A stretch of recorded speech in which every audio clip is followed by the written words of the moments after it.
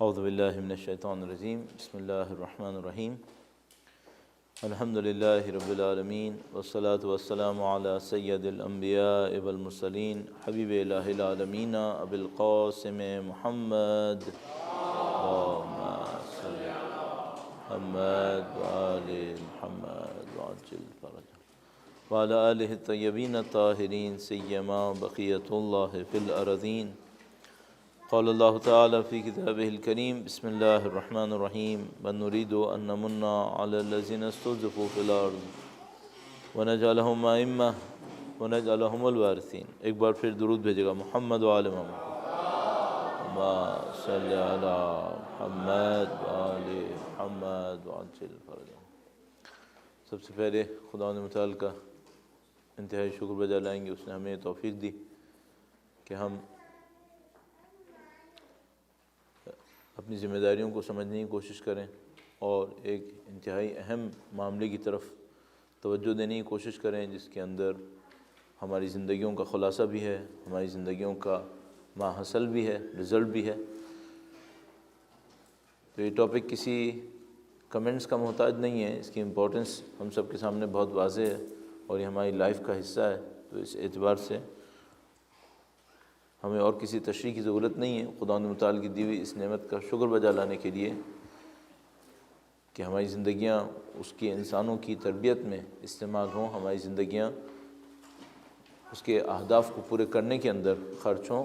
ایک دفعہ درود بھیجے گا محمد و آل محمد پر، محمد و آل محمد وعجل فرجہ۔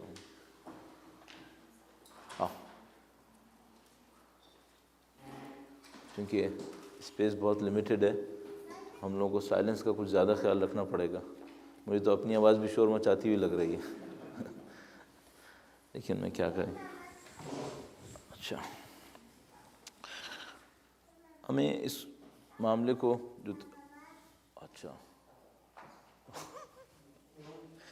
ایک بار پھر درود بھیجے گا محمد و آل محمد پر، اللہم صلی علی محمد و آل محمد وعجل فرجہ۔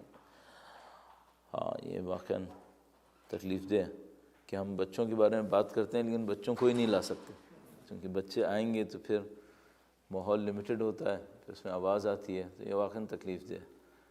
اس کا کوئی آلٹرنیٹ بھی نہیں ہے شاید ہمارے پاس۔ بہرحال اللہ انشاءاللہ ہمارے بچوں کو صحت و سلامتی نصیب فرمائے، اور جو لوگ اپنے بچوں کی تربیت پہ محنت کر رہے ہیں ان کو اس راستے میں کامیابی نصیب فرمائے انشاءاللہ۔ جب ہم لوگ اس دنیا میں زندگی گزار رہے ہوتے ہیں تو ہمارے پاس بہت ساری ذمہ داریاں ہوتی ہیں۔ ان ذمہ داریوں میں کچھ ذمہ داریاں ایسی ہوتی ہیں جن کا تعلق ہماری دنیا کی زندگی سے ہوتا ہے، اور کچھ ذمہ داریاں ایسی ہوتی ہیں جن کا تعلق تو دنیا سے ہوتا ہے لیکن اس کا رزلٹ آخرت کی طرف زیادہ اورینٹیشن رکھتا ہے۔ ہمیں یوں احساس ہوتا ہے کہ انسان بہت سارے کام ایسے کرتا ہے کہ جو یہاں رہنے کے ریکوائرمنٹس ہیں، آبجیکٹیو نہیں ہیں۔ مثال کے طور پر اگر ہم یہاں پر کچھ ارننگ کرتے ہیں تو ارننگ کرنا آبجیکٹیو نہیں ہے، ارننگ کرنا یہاں رہنے کی ریکوائرمنٹ ہے۔ یا مثلا آپ گھر بنائیں گے، آپ مختلف قسم کے ریسورسز کو اپنے پاس جمع کریں گے، تو یہ سب کوئی آبجیکٹیو نہیں ہے یہ، لیکن یہاں رہنے کی ریکوائرمنٹس ہیں۔ کچھ کام ہم لوگ ایسے کرتے ہیں کہ جو ریکوائرمنٹ نہیں ہے، وہ نیٹ آبجیکٹیو آف لائف ہے۔ تو مجھے یوں احساس ہوا ہے کہ یہ جو ہم لوگ بچوں کی تربیت کہتے ہیں، یہ وہ نیٹ آبجیکٹیو آف لائف ہے، اور باقی چیزیں جو کچھ بھی ہیں وہ یہاں رہنے کی ریکوائرمنٹس ہیں۔ تو اس اعتبار سے خواتین کا کردار انتہائی اہم ہے۔ مجھے یوں احساس ہوتا ہے کہ مردوں کے پاس بہت سارے ایسے کام ہیں جو آبجیکٹیو آف لائف نہیں ہیں۔ مثلا مرد کمائے گا اور نہیں معلوم سوسائٹی کی بعض اوقات لیڈرشپ کا کام اس کے پاس ہوگا اور مختلف قسم کے فنکشنز ہوں گے، لیکن خواتین کے پاس جو کام ہوگا وہ بچوں کی تربیت کا ہوگا۔ اگر ہم اس تقسیم کو قبول کریں جس کے اوپر ابھی ہم بات کریں گے، تو پھر ہم دیکھتے ہیں کہ یہ جو بچوں کی تربیت کا کام ہے یہ نیٹ آبجیکٹیو آف لائف ہے، اور جو اس کو کر رہا ہوگا در حقیقت وہ آبجیکٹیو آف لائف کو اچیو کر رہا ہوگا، اور باقی ساری چیزیں وہ ریکوائرمنٹس ہیں جو انسان کی زندگی کے اندر چلتی رہتی ہیں۔ اب یہ ہے کہ بغیر کسی وقت کو گزارے، تربیت کسے کہتے ہیں ہم لوگ، اور تربیت کے عمل کو ہم کیسے دیکھ سکتے ہیں؟ تو ہم اس کو کہہ سکتے ہیں کہ تربیت کا عمل کوئی ایک پہلو یا ایک اسپیکٹ سے کام کرنا نہیں ہے۔ مثلا اگر ہم نے بچوں کو قرآن کریم حفظ کروا دیا، جو بہت اچھا کام ہے، اپنے اندر بہت اچھا کام ہے، لیکن اگر آپ نے اس کو کیا اور دوسری بہت ساری چیزیں ہیں جس کے اوپر آپ توجہ نہیں دے سکے تو آپ تربیت نہیں کر پائیں۔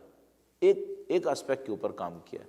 تو ہمیں یہ دیکھنا ہوتا ہے کہ تربیت، جس کو ہم لوگ کہتے ہیں کہ ایک اپروچ چاہیے اس کے اندر، جس کو ایک ہولسٹک اپروچ کہتے ہیں۔ ہر طریقے سے اور ہر طرف سے آپ کو دیکھنا پڑتا ہے کہ بچے کو آپ نے تربیت کے نام پر کیا کچھ دینا ہے۔ تو اگر آپ نے ایک سیکشن میں کامیابی حاصل کر لی تو اس کو شہید مطہری جیسے اسکالر مثال میں کہتے ہیں کہ جیسے ایک آدمی کا ہاتھ کافی لمبا ہو گیا اور باقی ہاتھ چھوٹا رہ گیا، تو وہ جو لمبا ہاتھ ہوگا وہ بعض اوقات ایڈوانٹیج کے بجائے ایک ڈس ایڈوانٹیج میں تبدیل ہو جائے گا، تو کیونکہ وہ اس کی پرسنالٹی میں ایک ڈس بیلنس کریٹ کر رہا ہوگا۔ تو ہمیں بہت اچھی طرح دیکھنا ہوتا ہے کہ جب ہم کسی تربیت کے عمل سے گزر رہے ہوں تو تربیت ہر پہلو سے آ رہی ہو۔ اچھا، معمولاً ایسا نہیں ہو پاتا، اور وہ اس کی وجہ یہ ہوتی ہے کہ والدین جس پہلو کو، جس اسپیکٹ کو زیادہ امپورٹنٹ سمجھ رہے ہوتے ہیں اس کے اوپر زیادہ محنت کر لیتے ہیں، اور بہت ساری ایسی چیزیں جس کے اوپر خود ان کا مائنڈ نہیں بنا ہوتا وہ اس کو خدا نہ کرے اگنور کر دیتے ہیں۔ مثال کے طور پر فرض کر لیجئے کہ ایک اس والدین کے ایک گروپ کو سوچیں کہ جن کے نزدیک عبادات بہت اہم ہیں۔ مثلا انہوں نے خود بڑی زندگی گزاری ہے عبادات کے اندر۔ میں یہاں پر جو نارتھ امریکہ کے اندر آنے کے بعد کچھ ایسی مثالیں دیکھتا ہوں جس سے بڑی عجیب و غریب ریزلٹس نظر آتے ہیں۔ ان میں سے ایک مثال اس ٹائپ کی ہے کہ جس میں کوئی پیرنٹس ہیں اور انہوں نے بقول ان کے خاتون کے کہ ہم نے زندگی میں کبھی 1 مہینہ روزے نہیں رکھے، بلکہ ہمیشہ سال میں 3 مہینے روزے رکھیں واجب سمجھ کے، یعنی مثلا جیسے 3 مہینے واجب ہو گئے ہیں ایسے روزے رکھیں۔ اور مثال کے طور پر نماز شب جو ہے وہ بہت کم قضا ہونے دی ہے، بہت کم نماز شب قضا ہونے دی ہے، لیکن انہوں نے خود یہ کہا کہ افسوسناک بات یہ ہے کہ اب ہمارے بچوں میں سے کوئی مسلمان نہیں ہے۔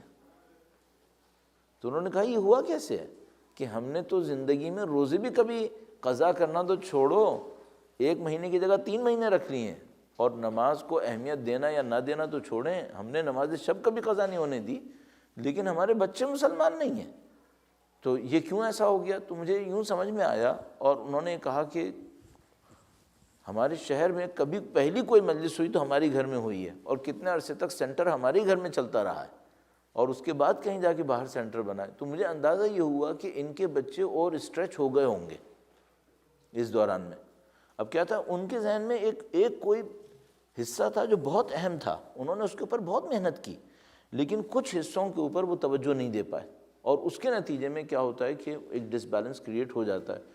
تو تربیت کے عمل میں آپ کو اس میں بہت ہوشیار ہونا ہوگا کہ ایسا نہ ہو کہ آپ ایک جگہ پہ کام کر رہے ہیں اور دوسری جگہ کے اوپر آپ مس کر دیتے ہیں۔ تو اس میں بہت زیادہ فائدہ مند ہوگا کہ آپ کو چھوٹی چیزوں پہ توجہ دینا آتا ہو، چھوٹی چیزوں پہ آپ توجہ دے سکیں زندگی کی، وہ بہت امپورٹنٹ ہے۔ اب مثال کے طور پر میں رسک لے کے آپ سے پوچھ رہا ہوں کہ یہ جو کپڑا ٹنگا ہوا ہے یہ والا، یہ سیدھا ہے یا ذرا سا ٹیڑھا ہے؟ ہاں، تو مثلا اب آپ ذرا تصور کیجئے گا کہ آپ سب لوگوں نے جب اس طرف دیکھنا شروع کیا تھا تو کتنے لوگوں نے اس بات کو آبزرو کیا تھا کہ یہ ذرا سا ٹیڑھا ہے؟ صحیح؟ جب آپ اس طرح سے اپنے دماغ کو استعمال کریں گے چھوٹی چیزوں میں تو آپ بچے کے اندر بھی بہت کچھ دیکھ پائیں گے کہ آپ کو کہاں پہ محنت کرنی ہے۔ البتہ یہ تو ایک فزیکل ایشو ہے کہ آپ نے اپنی آنکھوں سے دیکھا، بعض لوگ فزیکل ایشوز کے اندر اتنے شارپ نہیں ہوتے، لیکن بہرحال اور چیزوں کے اندر بہت زیادہ شارپ ہوتے ہیں۔ تو یہ اچھا، اس میں مرد اور عورت کا بھی فرق ہوتا ہے کہ دونوں کی اپنی جو فیلڈ آف ایکسپرٹیز ہوتی ہیں، وہ کسی ایک جگہ کے اوپر عورت کی نظر تیز ہوتی ہے، اس جگہ کے اوپر مرد کی نظر اتنی تیز نہیں ہوتی۔ تو یہ بھی ہو سکتا ہے، لیکن بہرحال یہ ہوتا ہے۔ تو ہم اس کو فی الحال کم از کم کوشش کرتے ہیں کہ یہ کچھ بہتر ہو گیا، لیکن اب یہاں سے بھی دیکھیے ٹیڑھا ہو گیا ہوگا، پھر بہرحال یہ مسائل رہیں گے۔ تو یہ ایک پہلو ہو گیا کہ آپ تربیت پہ جب آپ عمل کریں تو ہر طرف سے عمل کریں، اور اس ہر طرف سے عمل کرنے کے لیے آپ کو ایک باریک آنکھ چاہیے ہوگی کہ آپ چیزوں کو مائنر جو ڈیٹیلز ہیں ان کی طرف بھی توجہ دے پائیں۔ ایسا نہ ہو کہ آپ ایک بڑی چیزوں کو دیکھ پائیں اور مائنر چیزیں آپ کی نظر سے نکل جائیں۔ درود بھیجے گا محمد و آل محمد پر۔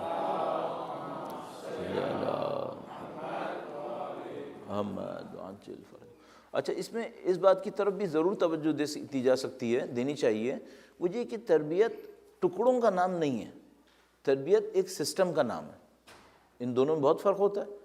بھئی مثال کے طور پر فرض کیجئے کہ ابھی جو آپ اپنے سامنے دیکھ رہے ہیں وہ کمیونیکیشن کا ایک سسٹم ہے، جس میں مثال کے طور پر ایک جگہ پہ ساؤنڈ ہے، ایک جگہ کے اوپر ویڈیو ہے، اور یہ جو 2 پیسز ہیں یہ ساؤنڈ کو ڈیل کرنے کے لیے ہیں. صحیح ہے؟ تو اب یہ 2-3 پیسز 4 پیسز مل کر، بلکہ زیادہ پیسز مل کر ساؤنڈ کا سسٹم بنا رہے ہیں. صحیح ہے؟ تربیت بھی پیسز ہیں، ٹکڑے ہیں، علیحدہ علیحدہ یہ سسٹم کے اندر ہیں، نہیں ایک سسٹم کے اندر ہے. تو آپ کو اس پہ بہت توجہ دینی پڑے گی سسٹم کے معاملے میں، کہ آپ ہر پیس کو اپنی مرضی سے کسی بھی جگہ نہیں رکھ سکتے. جب آپ کو سسٹم کرنا ہوگا تو سسٹم کے اندر آپ کو تمام پیسز کے الائنمنٹ کے اوپر بہت زیادہ کام کرنا پڑے گا. تو مثال کے طور پر اگر آپ کا لاؤڈ اسپیکر یہاں پہ رکھا ہوا ہے اور اس کو آپ نے تھوڑا سا ادھر کو ٹرن کر دیا تو یہ یہاں پہ آواز خراب ہو جائے گی. پھر تو آپ کو صرف یہ نہیں دیکھنا ہوتا کہ تربیت میں پیسز کون کون سے ہیں، آپ کو یہ بھی دیکھنا ہوتا ہے کہ پیسز کی الائنمنٹ صحیح ہوئی ہے نہیں ہوئی ہے. تو بچے کے اندر بعض اوقات پیسز مس ہو جاتے ہیں، اور بعض اوقات کیا ہوتا ہے پیسز تو ہوتے ہیں لیکن الائنمنٹ صحیح نہیں ہوتی. اب اس الائنمنٹ کا جو میں بچوں کی تربیت میں کہہ رہا ہوں وہ ان کا پرائورٹائز ہونا ہے، کہ جب آپ نے بچے کے اندر کچھ چیزوں کو سکھانے کی کوشش کی تو جس پرائورٹی کے ساتھ اس کو سیکھنا تھا اس نے اس کے ساتھ سیکھا ہے، یا پرائورٹی کے سیکوینس خراب ہو گئی ہے. تو اگر آپ نے سارے پیسز بھی سکھا دیے اور وہ الائنمنٹ صحیح نہیں تھی تب بھی معاملہ بنے گا. تو تربیت کا عمل اس لحاظ سے کمپلیکیٹڈ ایشو بن جاتا ہے کہ آپ تمام اجزاء کو بھی سوچیں، جو پیسز ہیں ان کو بھی سوچیں، اور ان پیسز کے درمیان ترتیب کو، اس کی جو سیکوینس ہے اس کو بھی سوچیں. میں ایک مثال عرض کرتا ہوں، وہ اس طریقے سے کہ ہم سب نے بچوں کو ایجوکیشن دینی ہے، جو ایک پیس ہے بچے کی تربیت کے اندر. اچھا، اب بہت امپورٹنٹ کوشچن یہ ہے کہ ایجوکیشن آپ کسے کہتے ہیں؟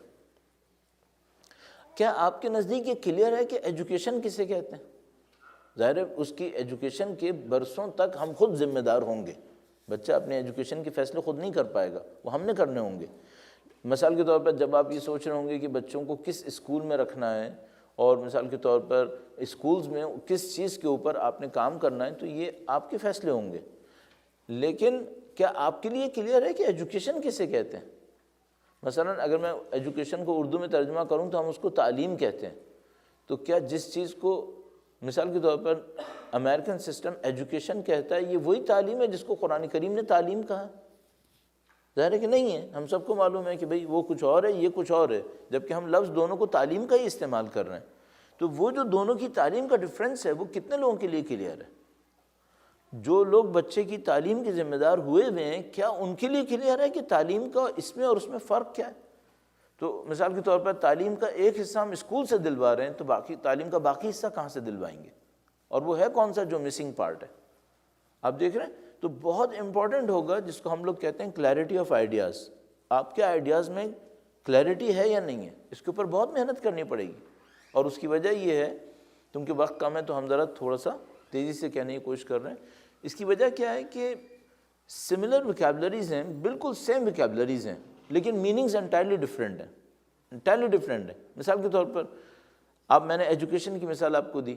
اچھا، اب آپ کہیں اگر کوشش کریں کہ آپ تربیت کے لفظ کا انگلش ترجمہ کریں، صحیح ہے، اگر آپ تربیت کے لفظ کا انگریزی میں ترجمہ کرنے کی کوشش کریں گے تب بھی آپ مشکل میں آئیں گے، کہ تربیت میں بعض ایسی چیزیں آئیں گی جو انگلش ترجمے کے اندر ریفلیکٹ نہیں ہو پائیں گی، اور یہ کلچر کا ڈفرینس بھی آئے گا.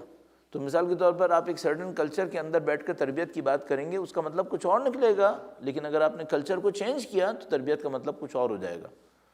اس ٹائپ کے جو بھی ٹاپکس ہیں ان کی کلیئرٹی کا ہمارے ذہن کے اندر ہونا بہت ضروری ہے، ورنہ ہم تربیت کے عمل میں مشکل میں جا سکتے ہیں.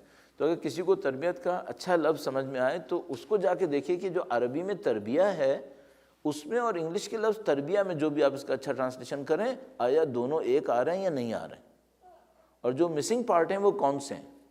تو اس کو میرے خیال میں آپ لیکسیکوگرافی کے اندر دیکھ سکتے ہیں کہ انگلش کا وہ جو لفظ ہوگا اس کے اندر میننگز کون کون سے آ رہے ہیں.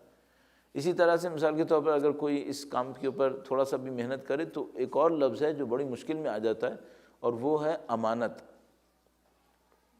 کہ جب آپ کہتے ہیں امانت عربی میں تو اس کا مطلب کیا ہوتا ہے، اور جب آپ اس کا کوئی ایکویلنٹ اور کسی زبان کے اندر لفظ ڈھونڈنے کی کوشش کریں گے تو اس کا مطلب کیا ہوگا. اور یہ میں عرض کر رہا ہوں یہ وہ کلچرز کا ڈفرینس ہوگا کہ جو مختلف طرح سے آ سکتا ہے. تو جو بھی اس کام کو کر رہے ہیں ان کو اس کے لیے اندر کلیئر ہونا ہوگا. پھر یہ جو تربیت کا عمل ہوتا ہے، میں اس میں آگے بڑھاتے ہوئے عرض کر رہا ہوں، تربیت کے عمل میں ہمیں دیکھنا ہوگا ہم نے بچے کو سکھانا کیا ہے، کس چیز کو ہم بچوں کے اندر ایجاد کرنے کی کوشش کر رہے ہیں۔ تو بہت تیزی سے گزارتے ہوئے اسلام کی عمارت کو ہم 3 حصوں میں تقسیم کر رہے ہوتے ہیں۔ اس کو میں پتہ نہیں کتنی دفعہ عرض کر چکا ہوں، اس لیے ڈیٹیل نہیں عرض کروں گا۔ ایک حصہ اس کے عقائد ہوتے ہیں، بلیفس، دوسرا حصہ اس کی ویلیوز ہوتے ہیں، اخلاقیات، جس کو ہم لوگ ایتھکس اور مورلز بھی کہہ سکتے ہیں، اور تیسرا حصہ اس کے احکام ہوتے ہیں، کیا کرو اور کیا نہیں کرو۔ تو پہلا حصہ عقائد ہوتا ہے، کیا ہے اور کیا نہیں ہے۔ دوسرا حصہ اخلاق اور اقدار ہوتے ہیں، کیا ہونا چاہیے اور کیا نہیں ہونا چاہیے۔ اور تیسرا حصہ احکام ہوتے ہیں، کیا کرو اور کیا نہ کرو۔ یہ تینوں حصے کنیکٹڈ ہوتے ہیں۔ اب میں تیزی سے ایک مثال دیتا ہوں۔ مثال کے طور پر جب ہم احکام میں کہتے ہیں نماز پڑھو، جب ہم کہتے ہیں نماز پڑھو، تو یہ جو نماز پڑھو ہے یہ ایک بلیف سے نکلا ہے، اور وہ بلیف ہے جو یہ کہتا ہے کہ خدا ہے، اور اس بلیف کے اوپر ایک ویلیو کریٹ ہوئی ہوئی ہے کہ خدا کی بندگی اچھی چیز ہے، اور اس کے اوپر یہ حکم آیا ہے کہ نماز پڑھو۔ تو اب اگر ہم نے کسی بچے کو یہ تو بتا دیا کہ نماز پڑھو، لیکن ہم یہ نہیں سمجھا پائے کہ بلیف کون سا تھا، اور یہ نہیں سمجھا پائے کہ اس بلیف سے وہ ویلیو کون سی تھی جس کے اوپر یہ نماز بنی ہوئی ہے، تو وہ بیچارہ ممکن ہے 30 سال تک نماز پڑھتا رہے اور وہ اللہ کی بندگی کو پھر بھی نہ لے سکے۔ جیسا کہ زیادہ تر لوگوں کے ساتھ ہو رہا ہے کہ میں جب ان سے پوچھتا ہوں کہ بھائی آپ نماز پڑھ رہے ہیں تو آپ کا آبجیکٹو نماز کے لیے کیا ہے، اور آیا وہ آبجیکٹو اچیو ہوا یا نہیں ہوا، تو ہم لوگ 30 سال تک کہہ رہے ہوتے ہیں قربتاً، 30-40 سال تک کہ قربتاً اللہ، اور ہمیں خود یہ پتہ نہیں ہوتا کہ وہ قربت کون سی ہے جو ہم نے اچیو کرنی ہے، اور آیا وہ قربت نصیب ہوئی ہے یا نہیں ہوئی ہے۔ ان چیزوں کے اوپر محنت کرنا بہت ضروری ہوگا تربیت کے اندر، کہ ساری یہ چیزیں ہمارے لیے کلیئر ہوں، ہم کہاں پہ جا رہے ہیں، بچوں کے اندر کیا ایجاد کرنا چاہتے ہیں۔ درود بھیجے گا محمد و آل محمد پر۔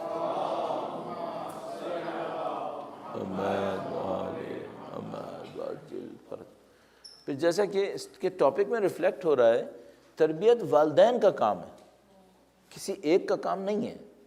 یعنی ہم یہ نہیں کہہ سکتے کہ تربیت کسی ایک کا کام ہوگا اور معاملہ آسان ہو جائے گا، نہیں، تربیت والدین کا کام ہے، اور اگر دونوں اس معاملے میں ایک ہی پیس کے اوپر کام نہیں کر رہے ہوں گے پھر مسائل بہت ٹیڑھے ہو سکتے ہیں، اور وہ اس طرح سے ہو سکتا ہے کہ بچے کے ذہن میں، اور یہ جن گھروں کے اندر ظاہر ہے کہ ذرا سی پرابلم ہوتی ہے تعلقات کے درمیان، تو ان کے اندر یہ پرابلم بہت زیادہ آتی ہے کہ بچہ یہ سمجھ نہیں پاتا کہ بالآخر 2 پلرز میں سے مجھے کس کے ساتھ چلنا ہے، اور اس میں جو سب سے زیادہ چیز ہرٹ ہوتی ہے وہ بچے کی تربیت ہے، کہ جب 2 طاقتیں اس کے اوپر کام کر رہی ہوتی ہیں تو وہ اس بات کو نہیں سمجھ پاتا کہ مجھے فالو کس کو کرنا ہے۔ اب میں اس کے اندر ہونے والی مختلف اسٹڈیز پر اشارہ نہیں کرنا چاہ رہا ہوں، لیکن میں آپ کی خدمت میں عرض کرتا چلوں کہ اگر مثال کے طور پر 3 سال کے بچے کے سامنے ایک چیز کے 2 نام بھی لیے جاتے ہیں تو بچہ کنفیوز ہو جاتا ہے۔ یہ اسٹڈیز ہو چکی ہیں، اس کی مختلف میڈیا کے اندر ریفلیکشنز ہو چکی ہیں، کس طریقے سے اس بات کو سمجھا گیا ہے۔ اگر بچے کے سامنے کسی چیز کے 2 نام لیے جاتے ہیں کہ ایک چیز ہے جس کے 2 نام ہیں، بچہ اس میں کنفیوز ہو جاتا ہے، 3 سال کا بچہ، کہ یہ 2 نام کیسے ہو سکتے ہیں۔ اب ذرا تصور کیجیے گا اگر 2 والدین، ماں اور باپ، 2 مختلف لائنز پہ کام کر رہے ہیں تو یہ بچے کا دماغ 2 نام قبول کرنے کو تیار نہیں ہے، یہ کس مصیبت میں پھنس جائے گا اگر یہ 2 لائنز پہ کام کر رہے ہوئے۔ تو تربیت کا عمل والدین کا کام ہے، اور والدین کو پہلے اس میں کوارڈینیشن کرنی ہوگی کہ ہم نے بچوں کو کس سمت لے کے جانا ہے۔ اچھا، انفارچونیٹلی ہمیں یہ احساس ہے، یوں لگتا ہے کہ بہت سارے والدین نے اس بات کے اوپر آرگنائزڈ ایفرٹ نہیں کی ہوتی کہ ہمیں کرنا کیا ہے، اور وہ جسے کہتے ہیں بس ایک فلو میں چل رہے ہوتے ہیں کہ ٹھیک ہے کچھ ہم مل کے کچھ کر رہے ہیں، لیکن وہ کوارڈینیٹڈ ایفرٹ نہیں کر پاتے کہ بھئی ہم نے بچے کے کس پہلو کے اوپر کام کرنا ہے اور بچے کو لے کے کہاں تک جانا ہے۔ تو بہت ضروری ہے کہ جو لوگ تربیت کے اندر شامل ہیں، والدین، وہ ایک دوسرے کے ساتھ اپنی ایفرٹس کو کوارڈینیٹڈ کریں، اور ان کو یہ پتہ ہو کہ ہم بچے کے اندر کن ویلیوز کو کریٹ کرنا چاہتے ہیں، کن عقائد کے اوپر کام کرنا چاہتے ہیں، اور یہ کام کس طریقے سے انجام پائے گا۔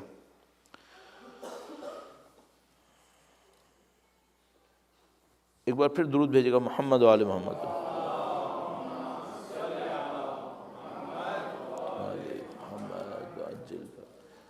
اچھا، جب میں نے کہا کہ یہ دونوں کی ذمہ داری ہے تو ایک اور پرابلم ہمارے سامنے آتی ہے، کیا ہمارے لیے یہ کلیئر ہے کہ تربیت سب سے اہم ہے؟ ہماری مینٹیلٹی میں کیا یہ چیز کلیئر ہے کہ تربیت سب سے اہم ہے؟ ابھی میں جن اسٹیٹس میں سے ہو کے آ رہا ہوں اس میں سے ایک جگہ کے اوپر کسی نے بہت اچھا کویشچن ریز کیا ایک پروگرام کے دوران، وہ یہ کہ کیا ہماری سوسائٹی نے اس بات کو ایکسیپٹ کر لیا ہے کہ تربیت کرنا جاب سے زیادہ بڑا کام ہے؟ کیا ہماری سوسائٹی نے اس کو ایکسیپٹ کیا ہے؟ تو تھوڑا سا آپ انالیسس کریں تو آپ فوراً اس بات کو احساس کریں گے کہ نہیں، سوسائٹی نے اس بات کو ایکسیپٹ نہیں کیا، اور سوسائٹی ہماری یہ سمجھ رہی ہے کہ جاب کرنا زیادہ امپورٹنس دلائے گا حتیٰ تربیت کرنے کے مقابلے میں۔ تو مثال کے طور پر جو مائیں اپنے کیریئر پہ توجہ نہیں دیں گی اور وہ بچوں کی تربیت کے اوپر توجہ دیں گی، ان کو اپنی فیملیز میں بھی وہ رسپیکٹ اور وہ آنر نہیں مل رہا ہوگا جو اگر وہ کما رہی ہوتی تو مل رہا ہوتا۔ اچھا، یہ کس ذہنیت کو ریفلیکٹ کر رہا ہے؟ یہ اس مینٹیلٹی کو ریفلیکٹ کر رہا ہے کہ ہمارے نزدیک تربیت کرنا کوئی بہت اہم کام نہیں ہے۔ اور اگر کسی سوسائٹی کے اندر یہ ذہنیت بنی ہوئی ہو کہ تربیت کرنا جاب کے برابر بھی اہم نہیں ہے، تو پھر اس جگہ کے اوپر تربیت اچھی نہیں ہو پائے گی، کیونکہ ظاہر ہے ہم جانتے ہیں کہ تربیت جاب سے نہیں ہو پائے گی۔ اب اگر کوئی اس کو جاب کے برابر بھی نہیں سمجھ رہا ہے تو پھر تربیت کیسے ہو سکتی ہے؟ تو مینٹیلٹی کا صحیح ہونا بہت ضروری ہے کہ ہمارے ذہنوں کے اندر یہ آ رہا ہو کہ بھائی یہ اصلی کام ہے، باقی اصلی کام نہیں ہے۔ آپ کو ذہن میں ہوگا کہ میں نے پہلا پوائنٹ یہی ریز کیا تھا کہ زندگی میں بعض چیزیں ہماری ریکوائرمنٹ ہوتی ہیں، لیکن تربیت ریکوائرمنٹ نہیں ہے، آبجیکٹیو ہے، یہ آبجیکٹیو آف لائف ہے۔ اور اس معاملے میں اگر ہم یہ کہیں کہ عورت کی ماں ہونے کے ناطے پہلی ذمہ داری تربیت ہے، تو میں اس کہوں گا عورت کو بہت فخر کرنا پڑے گا کہ اس کو وہ کام ملا ہے کہ جو آبجیکٹیو آف لائف ہے، اور مرد کو وہ کام ملا ہے جو آبجیکٹیو نہیں ہے، وہ صرف ریکوائرمنٹ میں آ رہا ہے۔ اور یہ بات ہم ریئلائز نہیں کر پا رہے ہیں، مرد ہونے کے ناطے بھی ریئلائز نہیں کر پا رہے اور عورت ہونے کے ناطے بھی ریئلائز نہیں کر پا رہے۔ تو مثال کے طور پہ آج کی سوسائٹی میں عورت کی پہلی خواہش یہ رہتی ہے زیادہ تر کہ وہ گھر میں نہ بیٹھے، یعنی میں نے اس کا نیگیٹو جملہ استعمال کر لیا کہ وہ بچے کی تربیت کرنے کو کیا کہہ رہی ہوتی ہے؟ گھر میں بیٹھنا، صحیح ہے۔ اور مثلا گھر سے نکلنا، مثلا دیکھیں سینٹنسز کا جو استعمال ہو رہا ہے نا، جو ہم کمپوزیشن اور استعمال کر رہے ہیں وہی خطرناک ہے، کہ ہم یہ کہہ رہے ہیں کہ جو بچوں کی تربیت کر رہا ہے وہ در حقیقت بیٹھا ہوا ہے، وہ کچھ نہیں کر رہا ہے، جبکہ اگر دیکھیں تو اصل میں تو کھڑا ہوا وہی ہے، باقی لوگ بیٹھے ہوئے ہیں۔ اگر کھڑے ہونے کا مطلب کام کرنا ہے اور بیٹھے ہونے کا مطلب کم امپورٹنٹ کام کرنا ہے، تو اصل میں تو وہ کھڑا ہوا ہے جو بچوں کی تربیت کر رہا ہے، لیکن ہمارا جملہ یہ کہہ رہا ہے کہ گھر میں بیٹھنا، تو یعنی اس کو ہم اتنی ویلیو دینے کو تیار نہیں ہو۔ جب تک ہم یہ کام کر رہے ہیں خدا نہ کرے ہم تربیت کے اوپر زیادہ فوکس نہیں کر پائیں گے۔ تو اس مینٹیلٹی کا چینج ہونا بہت ضروری ہے کہ بچے کی تربیت کتنا اہم کام ہے۔ اب جناب اگلے پوائنٹ کی طرف جاتے ہیں، ایک بار پھر درود بھیجیے گا محمد و آل محمد۔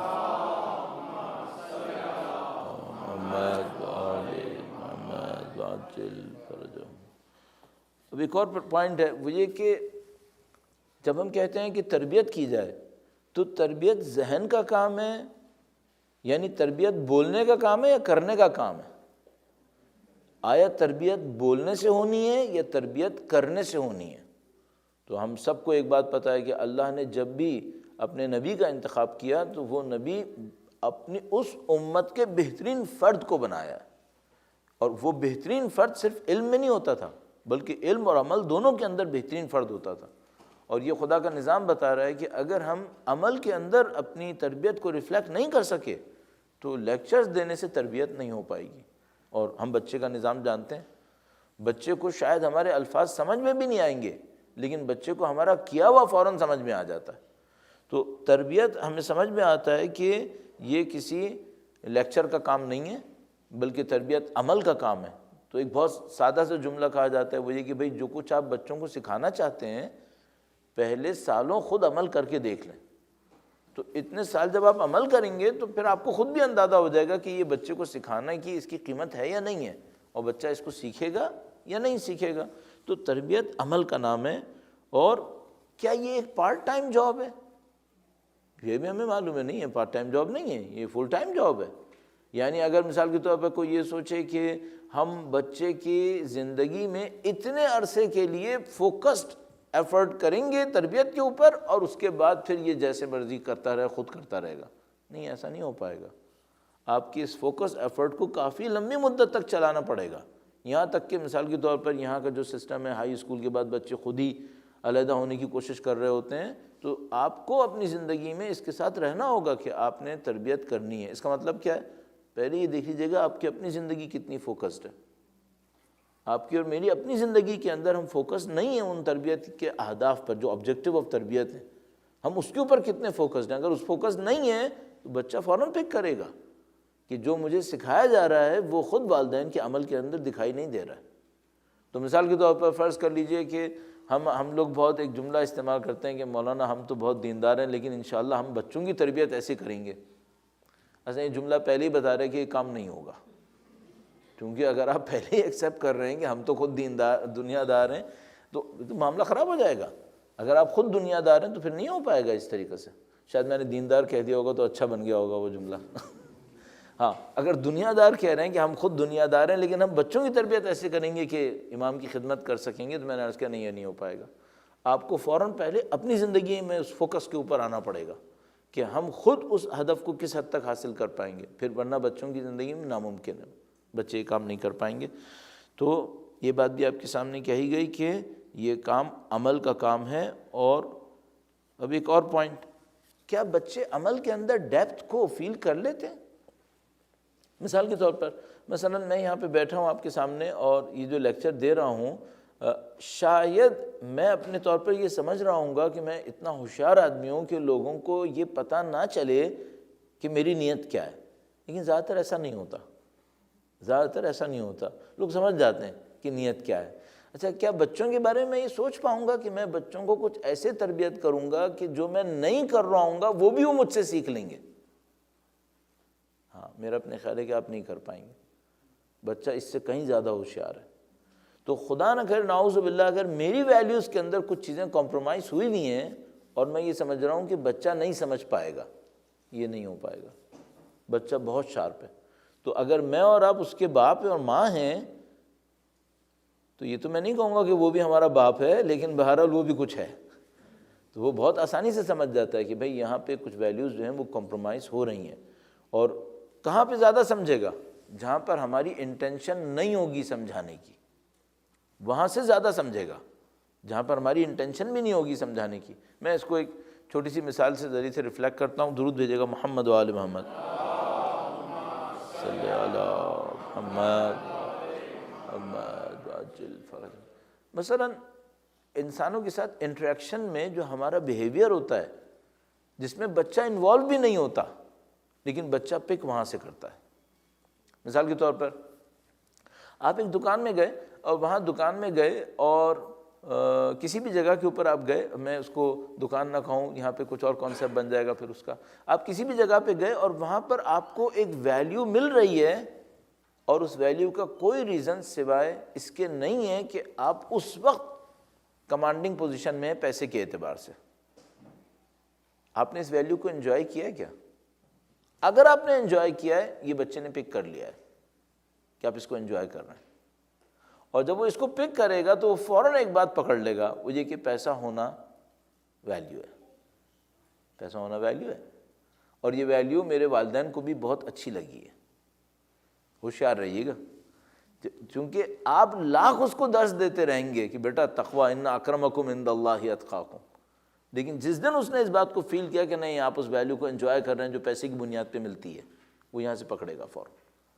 اور اسی طریقے سے میری اور آپ کی ڈریسنگ کے اندر مثال کے طور پر، اب میں ایسی مثالیں بہت زیادہ ڈیٹیل میں جا کے نہیں دینا چاہ رہا ہوں ظاہر ہے، لیکن یہ کہ مثلا فرض کریں میں نے ایک دن کچھ پہنا ہے اور اس دن جس دن میں نے کچھ پہنا ہے وہ خاص چیز ہے، اس دن مجھے کچھ زیادہ خوشی ہو رہی ہے. صحیح ہے؟ اچھا، وہ فوراً فیل کرے گا کہ آج موڈ بہت اچھا ہے. تو یہ آج موڈ کیوں اچھا ہے؟ اس وجہ سے کہ کوئی خاص چیز پہنی گئی ہے. تو کیا وہ فیل نہیں کرے گا کہ اچھا اس کا مطلب یہ ہے کہ لباس کا انسان کی زندگی میں بہرحال بہت زیادہ امپورٹنس ہے، اس کی ویلیو بہت زیادہ ہے. اچھا، اس کے بعد میں بچے سے کہوں کہ بیٹا کوئی کسی بھی لباس میں ہے اس کی رسپیکٹ کرو، کرے گا وہ؟ نہیں. اس نے پکڑ لیا ہے کہ نہیں لباس کی ویلیو ہوتی ہے. دیکھو جب یہ اچھا لباس پہننے کتنا خوش ہوتے ہیں لوگ. تو میں آپ سے کہہ رہا ہوں بہت ہوشیار رہنے کی ضرورت ہے ہمیں. یہ ہمارے کہے سے ویلیوز نہیں پکڑتے، یہ ہمارے کیے سے ویلیوز پکڑتے ہیں. اور ویلیوز ان کی مینٹیلٹی کا حصہ بنتی ہیں، ان کی مینٹیلٹی کا حصہ بنتی ہیں. دیکھیے بیہیویئر ہمارے سامنے بہت واضح ہیں. مثال کے طور پر ایک بچہ ہمیں ایسا ملے گا ممکن ہے پیدائشی طور پہ بھی ہو سکتا ہے، ممکن ہے ایک بچہ ہمیں ایسا ملے گا جس کا کام یہ ہے کہ وہ دوسروں کے کام آ جاتا ہے، اور ایک بچہ ایسا ملے گا جس کے کام سے ہم یہ اندازہ لگا رہے ہیں کہ اس کے اندر دوسروں کے کام آنے کا کوئی جذبہ نہیں ہے. صحیح، یہ مینٹیلٹی ہے. شاید آپ نے سکھائی بھی نہیں ہے، شاید آپ نے نہ سکھائی ہو، لیکن اس نے آپ کی ان جگہوں سے پک کر لیا ہو جو آپ نے کہہ کے نہیں کی تھی. تو آپ کو اور مجھے بہت ہوشیاری دکھانی پڑتی ہے. یہ بچے سیکھ رہے ہوتے ہیں مسلسل، اور یہ کوئی لمحہ سیکھے بغیر نہیں چھوڑیں گے، اور ہماری ان چیزوں سے سیکھتے ہیں جو ہم نے کہی نہیں ہوتی، جو ہم نے کی ہوتی ہیں، اور کرتے وقت ہم نے نہیں سوچا ہوتا کہ یہ ایکچولی سیکھ رہا ہے، اس وقت ایکچولی سیکھ رہا ہے. تو یہ بہت شارپ آبزرور ہوتے ہیں، بہت تیز آبزرو کرتے ہیں. میں نے کافی اسکولز میں پڑھایا ہے مختلف لیولز کے اوپر، اور مختلف لیولز پر پڑھانے کے بعد مجھے یہ بات سمجھ میں آئی کہ بچوں کی آبزرویشن بہت بڑے بڑے لوگوں سے بہت زیادہ تیز ہے، بہت ماسٹر ہیں اس معاملے کے اندر. تو ایسے میں آپ سے کہہ رہا ہوں کہ آپ کے بچے، آپ سے میں کہہ رہا ہوں اپنے ذہن میں اس سوال کو ڈھونڈیے گا کہ آپ کے بچے یہ فیل کر پاتے ہیں کہ کب آپ خوش ہیں اور کب آپ ناراض ہیں؟ میرے خیال میں بچے ماسٹر ہوتے ہیں، وہ جیسے ہی ہمیں دیکھتے ہیں فوراً سمجھ جاتے ہیں کہ کب یہ خوش ہیں کب یہ ناراض ہیں. اچھا، تو جب وہ ہمیں خوش پاتے ہوں گے تو کیا اس بات کو نہیں سوچتے ہوں گے کہ یہ خوش کیوں ہیں؟ یقیناً خوش ہونے کا، تو جو خوش ہونے کا ریزن ہوگا اس تک پہنچ سکیں گے. جبکہ میں جو خوش ہوں شاید اس نے توجہ نہ دی ہو کہ آج میں کیوں اتنا خوش ہوں، کہ اس نے توجہ دی ہوگی. تو اس طریقے سے یہ کام کر رہا ہوتا ہے، اور یہ بہت تیزی سے بچوں کی ذہنیت کو تبدیل کر دیتا ہے. جب ذہنیت کیا ہوتی ہے؟ ذہنیت پھر فیصلے کرواتی ہے. بچے جو اپنی زندگی میں فیصلے کرتے ہیں اس مینٹیلٹی سے کرتے ہیں، جس کو ہم سیٹ آف ویلیوز کہتے ہیں. وہ سیٹ آف ویلیوز ہمارے ایکشنز نے ان کو دیے ہوئے ہوتی ہیں، ہمارے کہنے سے نہیں کی ہوتی. تو اب دیکھیے سیکوینس کیا بن رہی ہے. سیکوینس یہ بن رہی ہے کہ میرے اندر کچھ ویلیوز ہیں، وہ ویلیوز مجھ سے ریئیکشن دلواتی ہیں، جس کو ہم لوگ فیلنگز کہتے ہیں، سینٹیمنٹس کہتے ہیں، ہنسی، خوشی، غم، محبت، نفرت، جھگڑا، دوستی. یہ میری ویلیوز کرواتی ہیں مجھ سے. اچھا، جب یہ میرے اندر سے ریفلیکٹ ہوتی ہیں ان کو بچہ پک کر لیتا ہے کہ یہ چینج آ گیا. چینج کو پک کرنے کے پیچھے وہ ریزن کو پک کرتا ہے، اور ریزن کو پک کرنے سے میری ویلیوز اس کی ویلیوز میں پینیٹریٹ کرتی ہیں، اور یہاں سے اس کی پرسنالٹی بلڈ ہونا شروع ہوتی ہے. اب مثال کے طور پر خطرناک مسئلہ مردوں کے لیے، مرد چلاتے ہیں یا نہیں چلاتے؟ خیر یہاں تو اتنی جرت نہیں کر پائے گا بیچارہ، لیکن بہرحال بہت ساری جگہوں پہ چلاتے ہیں. اچھا، جب مرد چلا رہے ہوتے ہیں تو بچے پکڑتے ہیں یا نہیں پکڑتے؟ آف کورس پکڑتے ہیں، کہ کیا وجہ بن رہی ہے جو یہ سارے کام ہو رہے ہیں. تو جس ویلیو کے اوپر یہ ری ایکشن آیا ہے، کیا اس ویلیو کو بچے نے سیکھا ہوگا یا نہیں سیکھا ہوگا؟ ہاں سیکھا ہوگا. یہاں پہ ایک اور خطرناک مسئلہ بھی ہے، وہ میں آپ کی خدمت میں عرض کرتا چلوں، چونکہ بات یہاں تک آئی ہے، پھر ہمارے پاس ظاہر ہے کہ ٹائم بہت کم ہے، تو ایسا نہ ہو کہ ہم مس کر جائیں. درود بھیجے گا محمد و آل محمد پر.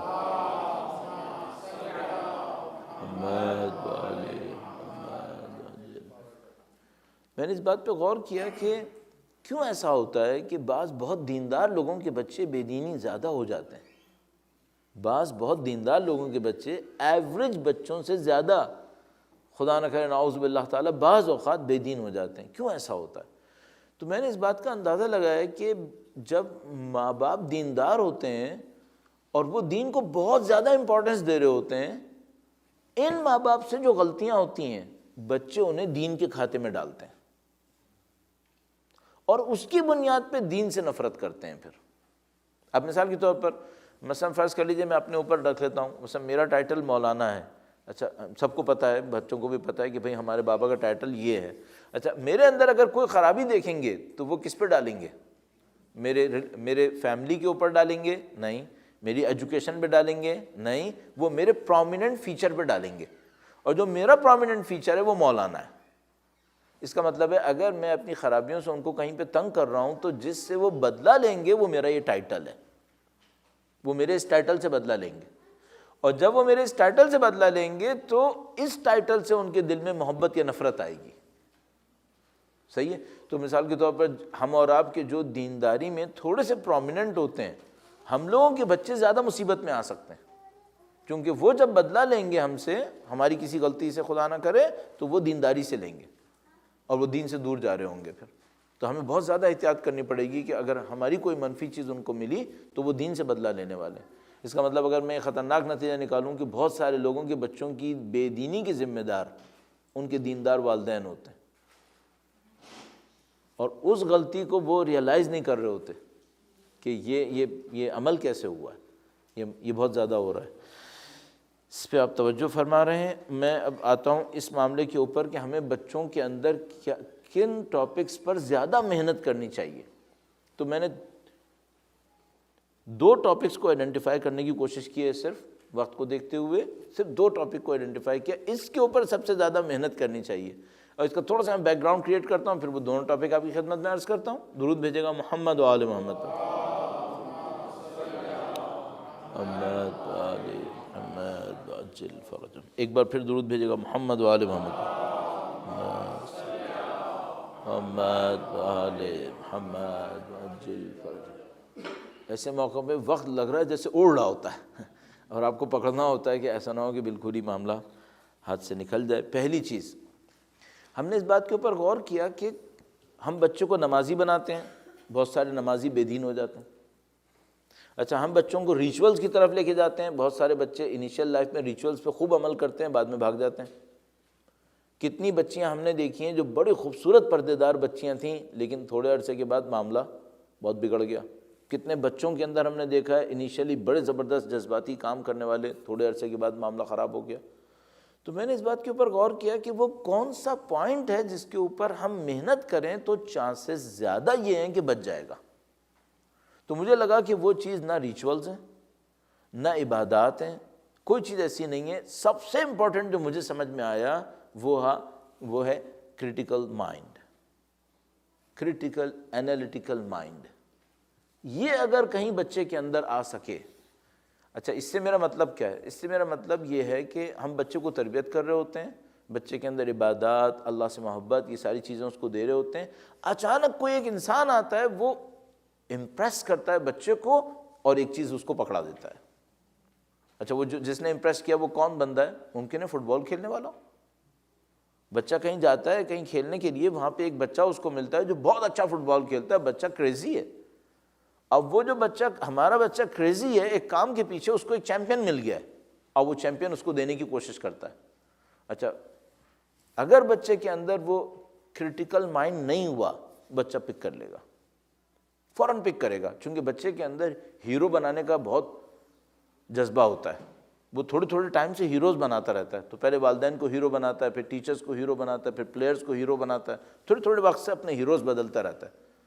اس ہیرو کے بدلنے میں وہ اپنی مینٹالٹی کے اوپر بھی بیچارہ ظلم کرنا شروع کر دیتا ہے۔ اس سے کیسے بچا سکتے ہیں؟ ایک ہی راستہ مجھے سمجھ میں آتا ہے، بچے کے مائنڈ کو تھوڑا انالیٹیکل اور تھوڑا کریٹیکل یہ ہمیں بنانا پڑے گا۔ بچے کو یہ بتاؤ مجھے کسی چیز کو سمجھنے کے لیے کرنا کیا ہوتا ہے۔ میں ایک مثال دیتا ہوں آپ کی خدمت میں۔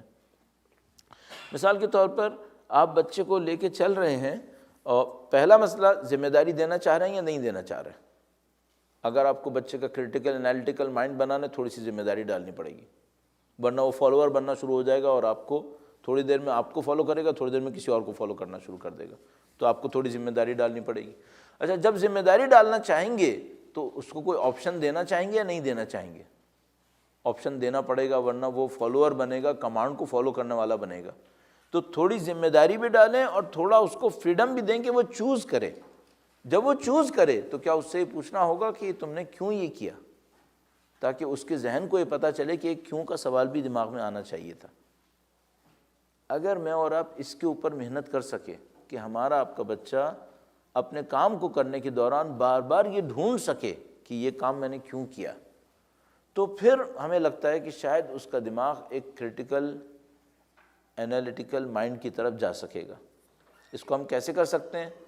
میں نے ایسی ایک مثال آپ کی خدمت میں عرض کی کہ جب ہم ذمہ داری دے رہے ہوں تو کیا کریں؟ ایک اور کام کر لیں، گفتگو کرتے رہیں، پوچھتے رہیں کہ بھئی تم نے یہ کیوں کیا۔ اور یہ بہت چھوٹے لیول سے بھی کر سکتے ہیں۔ مثال کے طور پر جب آپ کسی بچے سے کہتے ہیں کہ بیٹا آپ بتائیں آپ کو کون سے شوز چاہیے، وہ کہتا ہے کہ مجھے یہ چاہیے یا مجھے وہ چاہیے، تو آپ اس سے پوچھیں گے اچھا ٹھیک ہے یہ تو آپ نے لے لیا، یا آپ نے کیوں لیا؟ تو آپ اس کیوں کے سوال کو اگر اس کے ذہن کے اندر بار بار ڈالنے کی کوشش کریں اور وہ اس کو ڈھونڈنے کی کوشش کرے، تو پھر شاید جب اس کو کوئی غلط بات دے گا تو وہ اپنے آپ سے پوچھے گا میں کیوں لوں اسے، اس کے اوپر عمل کیوں کروں۔ اچھا، اب ایک اور مشکل ہے ہم تربیت کرنے والوں کے ساتھ، کیا ہمیں وہ بچے زیادہ اچھے لگیں گے جن کو ہم کہیں بیٹا نماز پڑھ لو، اور وہ کہیں ہاں ٹھیک ہے پڑھ لیتا ہوں، وہ زیادہ اچھے لگیں گے، یا وہ بچے اچھے لگیں جو ہر کچھ منٹ کے بعد پوچھیں کیوں پڑھوں؟ کون سا بچہ ہمیں زیادہ اچھا لگے گا؟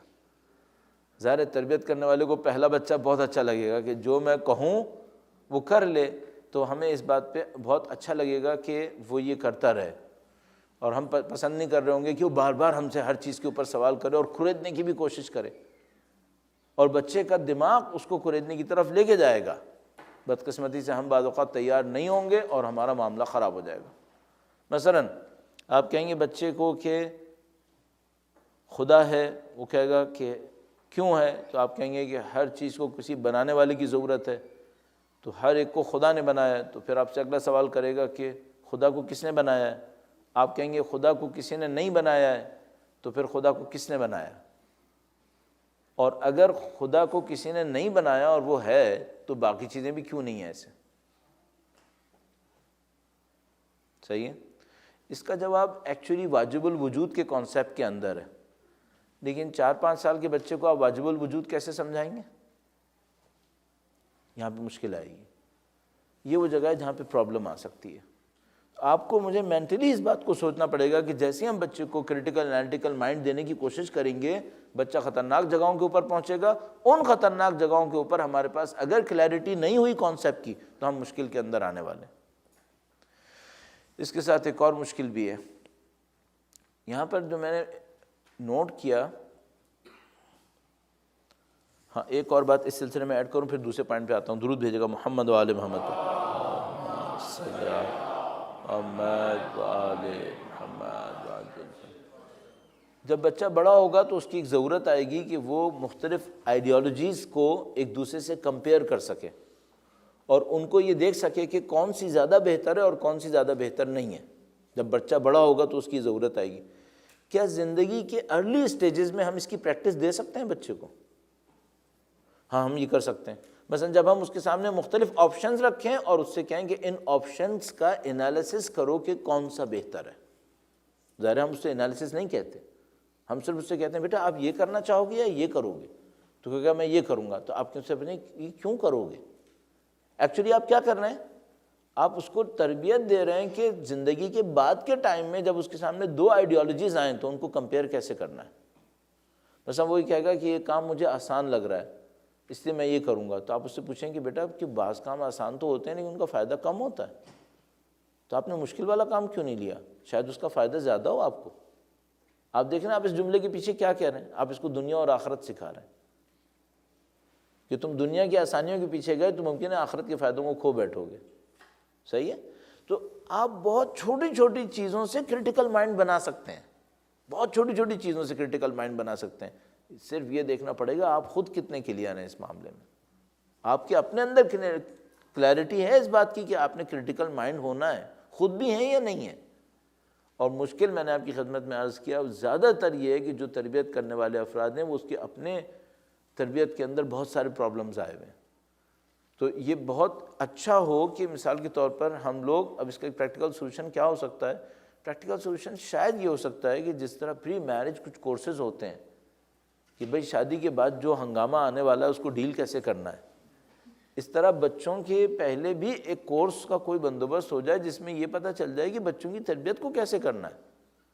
اور اسپیشلی مثلا جن کے بچے 1 سال کے قریب پہنچ رہے ہیں، اب چیلنج کا ٹائم جو ہے وہ شروع ہونے والا ہے، تو اچھا ہے کہ اس ٹائم پر کچھ کورسز کر لیے جائیں جس میں یہ پتہ چل جائے کہ بھئی بچوں کی تربیت کے لیے ہمیں کن باتوں کے اوپر توجہ دینی ہے۔ تو پہلا پوائنٹ جو میرا بچوں کے فیوچر کو محفوظ رکھنے کے لیے ہے وہ یہ کہ بچوں کے اندر کریٹیکل انالیٹیکل مائنڈ کا ہونا بہت ضروری ہے۔ یہ نہیں ہوگا تو یہ صرف بلائنڈ فالوور بنتے چلے جائیں گے، آج ہمیں فالو کریں گے، کل کسی اور کو فالو کریں گے اور بعد میں ہمارے لیے مصیبت بھی ہو سکتی ہے۔ یہ پہلا پوائنٹ تھا۔ اور دوسرا پوائنٹ میں آپ کی خدمت میں عرض کر رہا ہوں وہ یہ ہے کہ اگر ہم سے کوئی یہ کہے کہ دین اسلام میں کوئی ایک چیز ایسی بتاؤ کہ اگر کوئی انسان سیکھ لے تو اسلام پر عمل کرنا آسان ہو جائے، تو ہم اسے کہیں گے بغیر کسی سسپینس پھیلائے کنٹرول۔ یہ آ گیا تو معاملہ حل ہے۔ اگر کنٹرول کرنا جانتا ہے تو معاملہ حل ہے۔ اچھا اب دیکھیے یہاں پہ کیا ہو رہا ہے، آپ جانتے ہیں کہ یہاں پہ کیا ہو رہا ہے؟ یہاں پر بچے کو یہ بتایا گیا ہے کہ تمہارا باپ دنیا کا سب سے بہترین باپ ہے، اور باپ کو یہ بتایا گیا ہے کہ اس کو ثابت کرنے کے لیے تم نے اس کی ساری خواہشات پوری کرنی ہے۔ اس میں کنٹرول کہاں ہے؟ پورا سسٹم اس پہ بنا ہوا ہے، تقریباً پورا سسٹم، کہ کنٹرول نہیں کرنا ہے، اور جتنا آپ کنٹرول اور کمپرومائز کریں گے در حقیقت آپ محروم رہ گئے۔ تو پورا سسٹم اس کے اوپر بن رہا ہے کہ آپ کی جو خواہش ہے آپ کر ڈالیں۔ تو مثال کے طور پر ہمیں مختلف قسم کے کریڈٹس ملیں گے، یہ ہوگا وہ ہوگا، اس کا سارا کام یہ ہوگا کہ جو آپ کا دل چاہے وہ آپ کر سکیں۔ اور یہ بلا کہاں سے شروع ہوئی ہے؟ اس بچپن سے شروع ہوئی ہے جہاں بچے نے کوئی ضد کی، اور باپ کی ذمہ داری یہ ہے کہ پورا کرے، اور ماں کی ذمہ داری یہ ہے کہ پورا کرے۔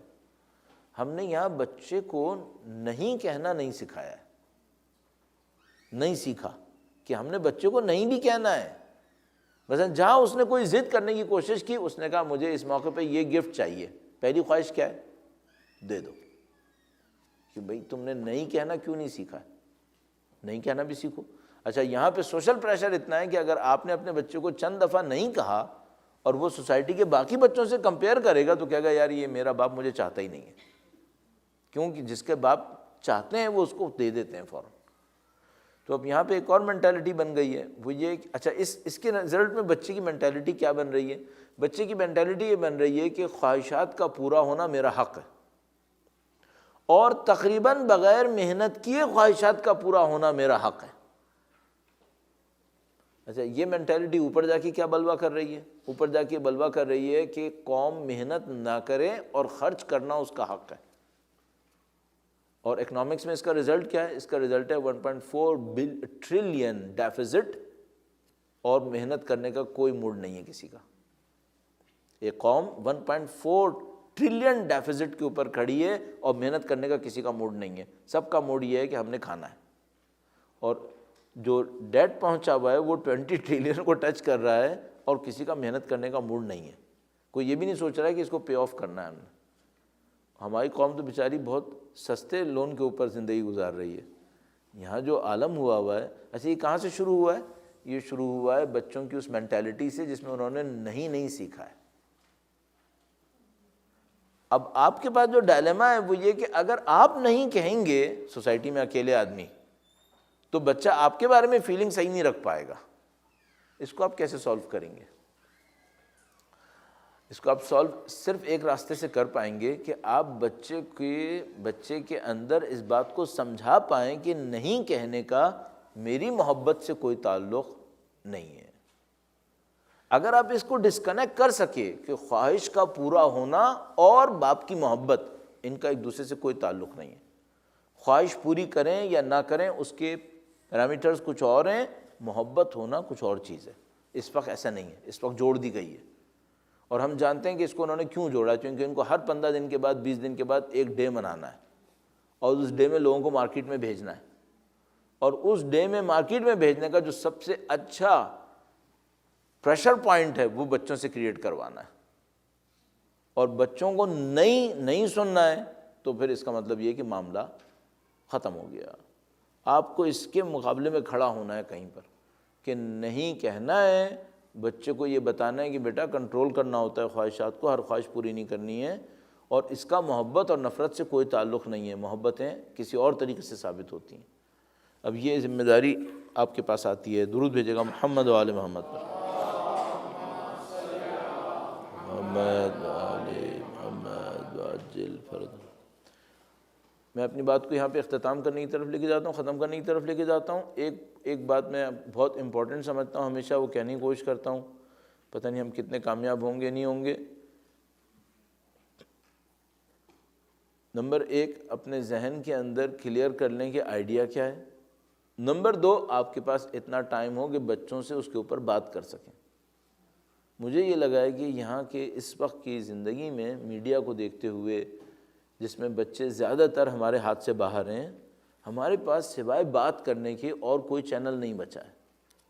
یعنی ظاہر ہے کہ بچے جو ہمیں پر آر جتنے گھنٹے دے رہے ہیں، وہ میرا خیال میں اس کے مقابلے میں جو میڈیا کو دے رہے ہیں 1/4 بھی نہیں ہے، اور ہم بھی نہیں دے پا رہے، تو یعنی وہ 4 ٹائمز زیادہ وقت شاید میڈیا کو دے رہا ہوگا اس کے مقابلے میں جو اپنے ماں باپ سے لے رہا ہوگا۔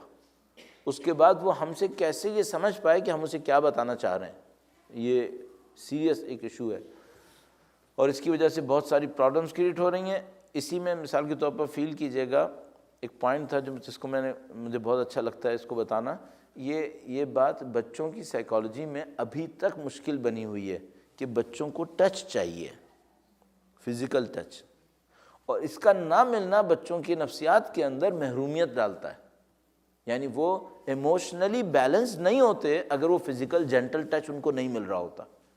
اچھا، ہم لوگوں کی لائف کا جو بزی اسکیجول ہے اس میں وہ جینٹل ٹچ غائب ہو گیا، صحیح؟ اچھا، اس کا بچوں کی ایموشنز کے اوپر اچھا اثر نہیں پڑ رہا۔ تو میں نے ایک اسٹڈی دیکھی تھی، اس میں لکھا تھا کہ تقریباً 8 دفعہ وہ جینٹل ٹچ اگر اس کو ڈیلی ملے تو وہ اپنے اندر ایموشنلی زیادہ سیکیور فیل کر رہا ہوتا ہے۔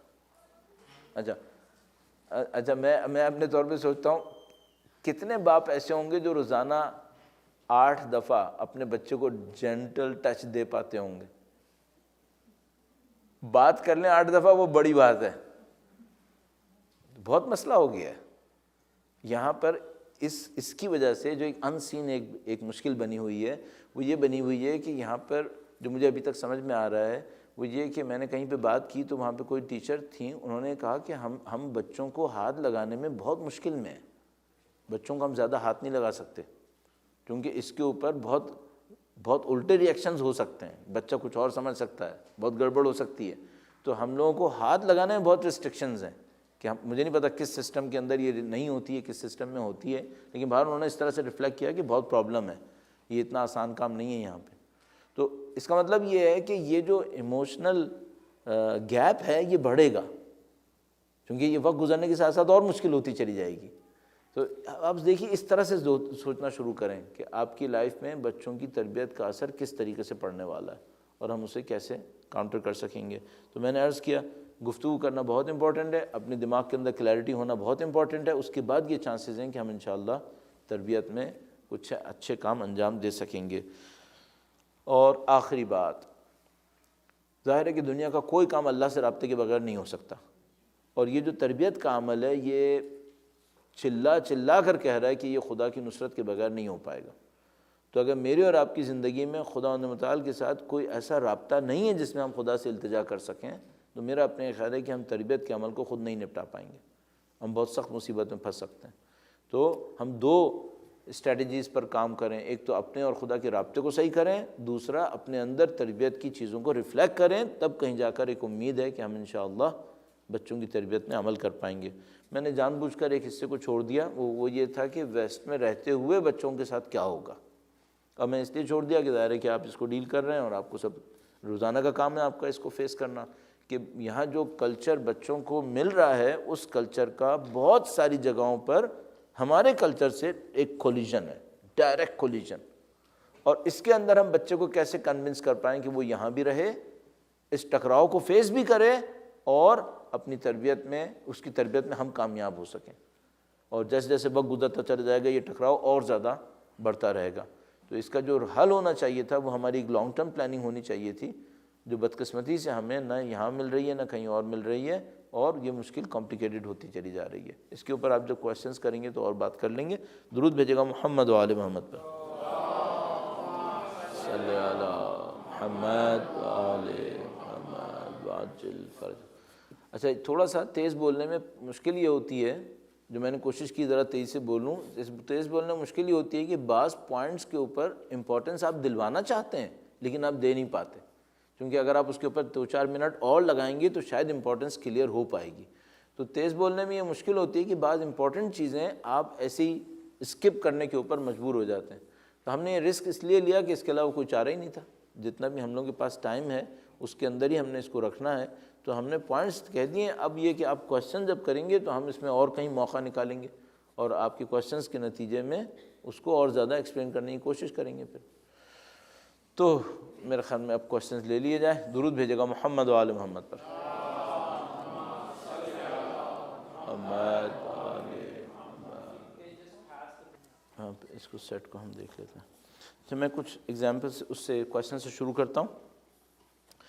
انہوں نے ایک سوال کیا کہ انالیٹیکل کریٹیکل ایکٹیویٹی کی کوئی ایگزامپل دیں. ایک ایگزامپل تو ہم نے دینے کی کوشش کی تھی اور دوبارہ اس کو کہنے کی کوشش کرتے ہیں. ہمارا جو مطلب ہے وہ یہ ہے کہ جب آپ بچے کو کوئی کام کہیں تو اس کو یہ پتہ ہو کہ وہ یہ کام کیوں کر رہا ہے, اور جب وہ آپ سے کہے کہ آپ میرے لیے یہ کریں تو آپ اس کے دماغ کو یہ سوچنے پہ مجبور کریں کہ اس نے یہ بات کیوں کہی ہے. تو مثال کے طور پر میں نے آپ سے کہا تھا کہ حتیٰ اگر وہ کسی شوز کو بھی سلیکشن کرے تو آپ اس سے ضرور پوچھیں کہ آپ نے اس شوز کو کیوں سلیکٹ کیا ہے, آپ کی وجہ کیا ہے اس کی. تو اس کو یہ سمجھ میں آئے کہ مجھے ہر چیز کے پیچھے اس کا کیوں بھی ڈھونڈنا ہوتا ہے, اور کیسے ہوا, کیوں ہوا, یہ سب ڈھونڈنا ہوتا ہے. اب اس کو آپ لائف پہ مختلف طریقوں سے دیکھ سکتے ہیں. مثلا آپ کا بچہ کہتا ہے کہ بھائی مجھے مثلا یہاں پہ کون سے اسپورٹس سب زیادہ پاپولر ہیں, مثلا مجھے باسکٹ بال کھیلنا ہے, اور مثلا مجھے باسکٹ بال میں ہی کیریئر بنانا ہے, مجھے ایکچولی ایجوکیشن میں کیریئر نہیں بنانا ہے, مجھے باسکٹ بال میں ہی کیریئر بنانا ہے. اچھا اب آپ اس سے پوچھنے کی کوشش کریں گے کہ بھائی آپ نے یہ کیوں سوچا, اور جب آپ یہ سوچ رہے ہیں تو آپ کے آبجیکٹیوز کیا ہیں, مثلا آپ کیوں اس کے ذریعے اپنا کیریئر بنانا چاہتے ہیں. فرض کریں اگر آپ بن گئے تو جو آپ بنیں گے کیا وہ آپ کو خوش کر لے گا, اور کیا وہ ان باتوں کو پورا کر لے گا جن کو آپ سمجھ رہے ہوتے ہیں. تو آپ زیادہ سے زیادہ سوچنے کی طرف لے کر جائیں, اور اس کو اس بات کی طرف لے کر جائیں کہ دوسرے پہلوؤں کے اوپر بھی غور کر لیں.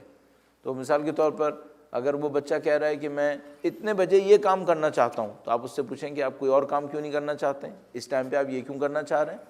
اور اس کو اس طرح ہنسی مذاق میں رکھ لیں کہ بچہ یہ بھی نہ سوچے کہ آپ مثال کے طور پہ انویسٹیگیشن بہت زیادہ کر رہے ہیں اور آپ ان کے پیچھے پڑ گئے. تو اس طرح سے آپ اپنے دماغ کے اندر اس کو لے جا سکتے ہیں.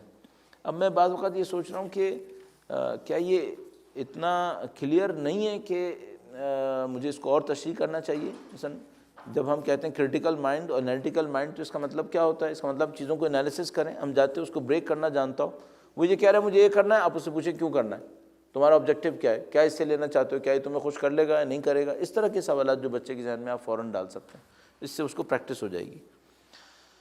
لکھا ہے کہ کیسے پتہ چلے کہ بچے کے اندر بچہ ڈیویٹڈ ہو گیا ہے, اس بات کو کیسے اندازہ لگایا جائے. ہاں اب یہ بہت ہی کریٹیکل کویشچن ہے, بہت کریٹیکل کویشچن ہے. مثال کے طور پر میں ایک اس سے شروع کرتا ہوں, بہت سادہ سی بات سے شروع کرتا ہوں. مثلا میں سینٹر جاتا ہوں, بچہ کہتا ہے مجھے سینٹر نہیں جانا ہے, مجھے سینٹر نہیں جانا ہے. صحیح, اچھا یہ تقریباً سب کے ساتھ کا گیم ہے کہ وہ کہہ رہے ہیں آپ کہہ رہے ہیں میں جا رہا ہوں اور آپ ہمیشہ جاتے ہیں, اور وہ کہہ رہے ہیں مجھے نہیں جانا ہے. اچھا کیا یہ اس بات کی نشانی ہے کہ بچہ جو ہے وہ بگڑ چکا ہے؟ نہیں, بہت سارے ریزنز ہو سکتے ہیں. مثلا سینٹر کے اندر جو ایکٹیویٹیز ہوتی ہیں وہ اس کو متاثر نہیں کر پا رہی ہیں. میں ابھی کینیڈا میں ایک جگہ پہ تھا, تو وہاں پر ایک نیا سینٹر بنایا گیا. جو نیا سینٹر تھا وہ اتفاقاً اس میں پہلا پروگرام یہی تھا جو ہمارا والا ہو رہا تھا. تو نیا سینٹر بنا تو ادھر وہاں پہ اتفاقاً اسی ٹائپ کا کوئی ڈسکشن بھی تھا بچوں کی تربیت کے حوالے سے. تو اس پر بھی گفتگو آئی کہ بچے سینٹر میں آنا چاہتے ہیں یا نہیں آنا چاہتے. تو کسی نے یہ بتایا, کہنے کہ جیسے ہی بچہ ان کا اس سینٹر میں انٹر ہوا اور اس کو بتایا انہوں نے کہ یہ ہمارا نیا سینٹر ہے, کہنے لگا یہ لگ نہیں رہا, یہ ہمارا سینٹر لگ نہیں رہا. تو اس نے پوچھا کیوں؟ کہنے لگا اتنا بڑا ہے, اتنا صاف ہے.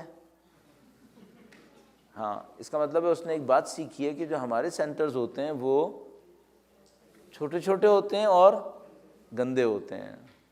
یہ مشکل ہے ہم لوگوں کی. بس آپ بچہ کہہ رہے ہیں میں نہیں جانا چاہتا, کیوں نہیں جانا چاہتے؟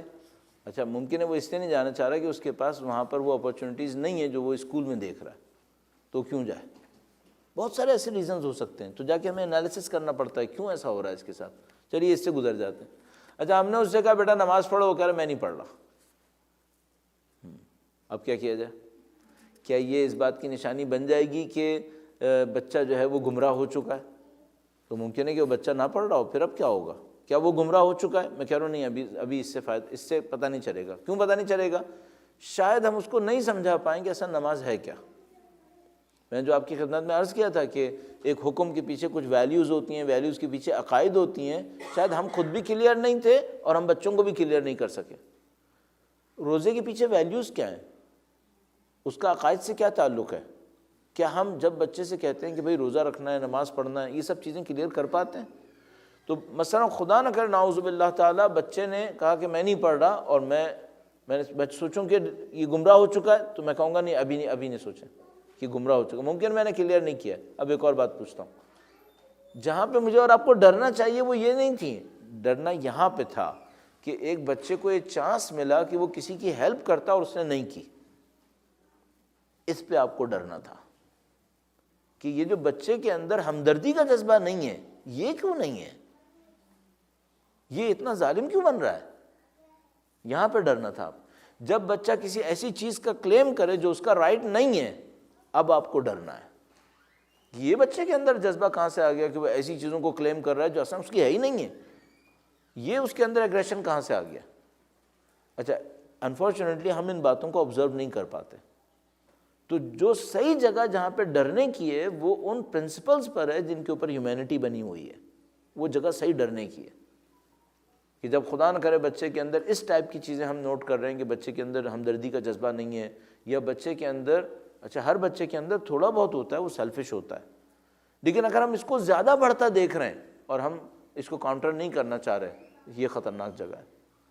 تو آپ بچے کی ان ویلیوز کے اوپر پہلے توجہ دینا شروع کریں، اور اس کے بعد پھر آہستہ آہستہ بچے کے اندر دوسری چیزیں جو ہیں وہ آنا شروع کریں گے۔ تو یہ جو سوال تھا کہ بچے کے اندر ڈیویشن کہاں سے ثابت ہوگا، تو میں نے عرض کیا کہ یہ اس سے ثابت نہیں ہوگا کہ وہ سینٹر نہیں جا رہا ہے، یا مثلا حتیٰ میں کہہ رہا ہوں نماز نہیں پڑھ رہا ہے، کیوں؟ شاید میں نے کلیئر نہیں کیا اسے، شاید میں نماز کو اس طرح پورٹریٹ نہیں کر پایا جس طرح سے مجھے پورٹریٹ کرنا تھا۔ جب وہ اپنی ویلیوز کے اندر بھی گڑبڑ کر رہا ہو، پیور ویلیوز کے اندر جس کا تعلق ایکچولی ہیومینٹی سے تھا، تب مجھے واقعاً سمجھنا چاہیے، سیریسلی دیکھنا چاہیے۔ مثال کے طور پر ایسا یہاں پہ کم ہوتا ہوگا، لیکن خدا نہ کرے اگر آپ یہ فیل کریں نہیں بچہ جھوٹ بول رہا ہے، سب سے زیادہ آپ کو یہاں پہ ڈرنا چاہیے، جھوٹ کیوں بول رہا ہے؟ تو یہ جو چیزیں ہیں یہاں سے ایکچوئل خوف شروع ہونا چاہیے کہ بچے کے اندر اگر یہ چیزیں آ رہی ہیں، بعد میں پھر آہستہ آہستہ ہم اس کو نماز کی طرف بھی لا سکتے ہیں، عبادت کی طرف بھی لا سکتے ہیں، اور اس کے اندر اصلاح کر سکتے ہیں۔ لکھا ہے فرام وین اور what ٹائم تربیت اسٹارٹس۔ میرا اپنے خیال ہے کہ شاید ہم کوئی بھی جگہ ایسی پوائنٹ آؤٹ نہیں کر سکیں گے۔ اگر آپ صحیح تربیت کی بات کریں تو تربیت تو میرے خیال میں کبھی بھی نہیں آپ کہہ سکیں گے کہاں سے شروع ہوگی۔ اور اگر مثال کے طور پر اس میں ایک سوالوں میں سے ایک آیا تھا کہ کوئی ایک بک انگلش میں، تو ایک بہت اچھے رائٹر ہیں آیت اللہ ابراہیم امینی، انہوں نے بچوں کی تربیت کے حوالے سے کچھ کتابیں لکھی ہیں۔ ڈاکٹر علی قائمی نام کر کے ایک رائٹر ہیں، انہوں نے بھی لکھی ہیں۔ ان میں سے کچھ کتابیں انگلش میں بھی ترجمہ ہوئی ہیں، اور اب صورتحال نسبتاً بہتر ہے پہلے کے مقابلے میں، تو اس کو ضرور آپ دیکھ سکتے ہیں۔ بس اگر اس پیٹرن کو میں تھوڑا سا ایکسپلین کرنے کی کوشش کروں تو تربیت ایکچولی بہت جلدی شروع ہو جاتی ہے، یعنی شادی کے ساتھ ہی شروع ہو چکی ہوتی ہے۔ جو ہم اور آپ اگر واقعاً تربیت کی بات کر رہے ہیں تو بہت جلدی شروع ہو جائے گی، اور آپ کا اور میرا بیہیویئر بہت ساری چیزوں کے اندر ریفلیکٹ کر رہا ہوتا ہے۔ مثلا ایک اسٹڈی مجھے یاد آتی ہے، میں اس کو صرف جلدی کوٹ کرنے کی کوشش کرتا ہوں۔ کچھ ملکوں نے سیکنڈ ورلڈ وار کے اندر میل نیوٹریشن کا سامنا کیا، ان کے بچوں کو صحیح غذا نہیں مل پائی۔ اچھا، کچھ کنٹریز کے اندر یہ جو سیکنڈ ورلڈ وار میں ہوا تو وہ اس زمانے میں ہوا جب وہاں پہ خواتین، ظاہر ہے ان میں سے کچھ خواتین پریگننٹ بھی تھیں، تو وہ، اور ان ملکوں میں سے کچھ ملک ایسے تھے جن کا میڈیکل ریکارڈ بہت اسٹرانگ تھا۔ تو اب ظاہر ہے کچھ ملکوں میں ایسا قحط آتا ہے جس کا میڈیکل ریکارڈ اتنا اسٹرانگ نہیں ہوتا، تو اسٹڈیز وہاں پہ اچھی نہیں ہو پاتی۔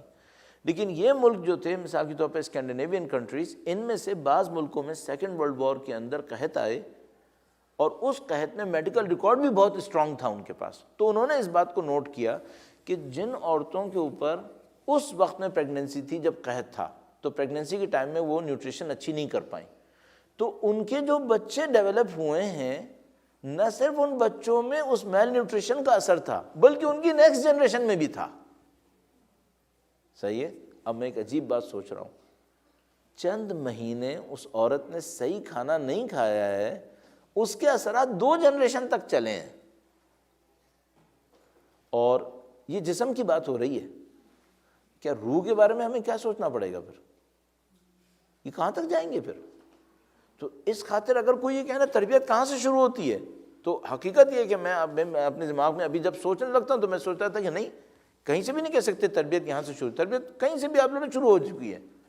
مثال کے طور پر ہم جس بچے کو اس وقت پال رہے ہیں اس کے بچوں کی تربیت ایکچولی یہاں سے شروع ہو چکی ہے، کیونکہ اس کی پرسنالٹی ایکچولی بنے گی جو اپنی نیکسٹ جنریشن کو متاثر کر رہی ہوگی۔ تو تربیت بہت لمبا کام ہے۔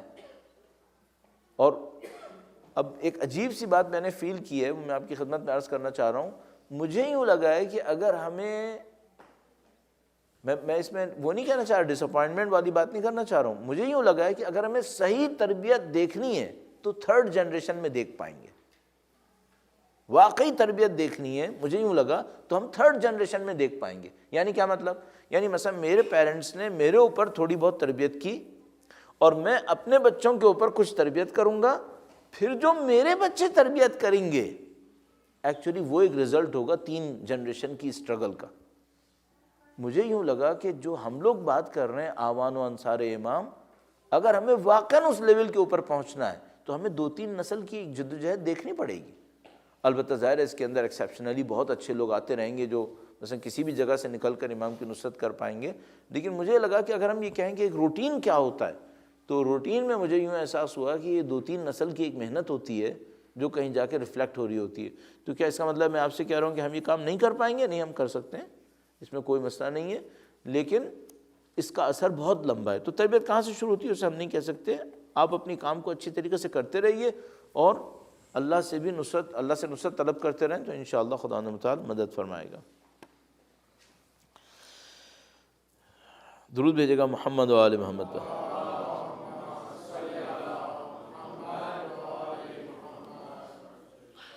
ہاں، اب سوال جو ہیں وہ تھوڑے سے ایسے بھی ہیں کہ جس کا شاید ہم سے کوئی تعلق زیادہ نہیں بن پائے گا۔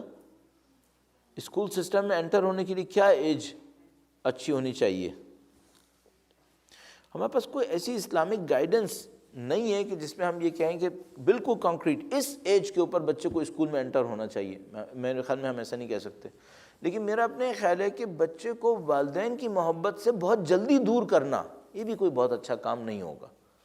تو اب انفارچونیٹلی یہ جو پیٹرن ہے دونوں کا کام کرنے کا، یہ مجھے شاید اسلامی تربیتی نظام کے اندر بہت زیادہ ریکمینڈڈ نظر نہیں آ رہا کہ کم سے کم کچھ عرصہ بچے کا حق ہے کہ ماں اس کو اپنے سے نزدیک رکھے، اور خدا نہ کرے نعوذ باللہ اگر اس ٹائم کے اندر بھی بچہ اپنی ماں کی محبت سے محروم رہ جائے تو مجھے سمجھ میں نہیں آتا کہ کیسے کوئی میڈ یا کیسے کوئی اور سسٹم ماں کی ریپلیسمنٹ میں بچے کو 8 گھنٹے 6 گھنٹے دے پائے گا۔ تو میرا اپنے خیال یہ ایک سیریس ایشو ہے، اور وہ انفارچونیٹلی سسٹم کی ایک ریکوائرمنٹ بھی ہے کہ دونوں نے کام بھی کرنا ہے، یہ بھی ہوگا وہ بھی ہوگا۔ اب ظاہر ہے کچھ چھٹیاں مل جاتی ہیں، یہاں مختلف ملکوں میں مختلف لیولز کے اوپر ملتی ہیں، شاید کینیڈا میں شاید زیادہ ملتی ہیں، کسی اور ملک میں زیادہ ملتی ہیں، اس طرح سے۔ لیکن بہرحال میرا اپنے یہ خیال ہے کہ ہم یہ نہیں کر سکتے کہ بچے کو کس لیول میں اسکول میں ڈالنا چاہیے، لیکن جتنا زیادہ وقت اپنے والدین کے ساتھ رہے، کم سے کم کچھ سال وہ اس کا ایک لگتا ہے کہ طبیعی سا حق ہے کہ اس کو ملنا چاہیے، اس سے ہم محروم نہیں کریں۔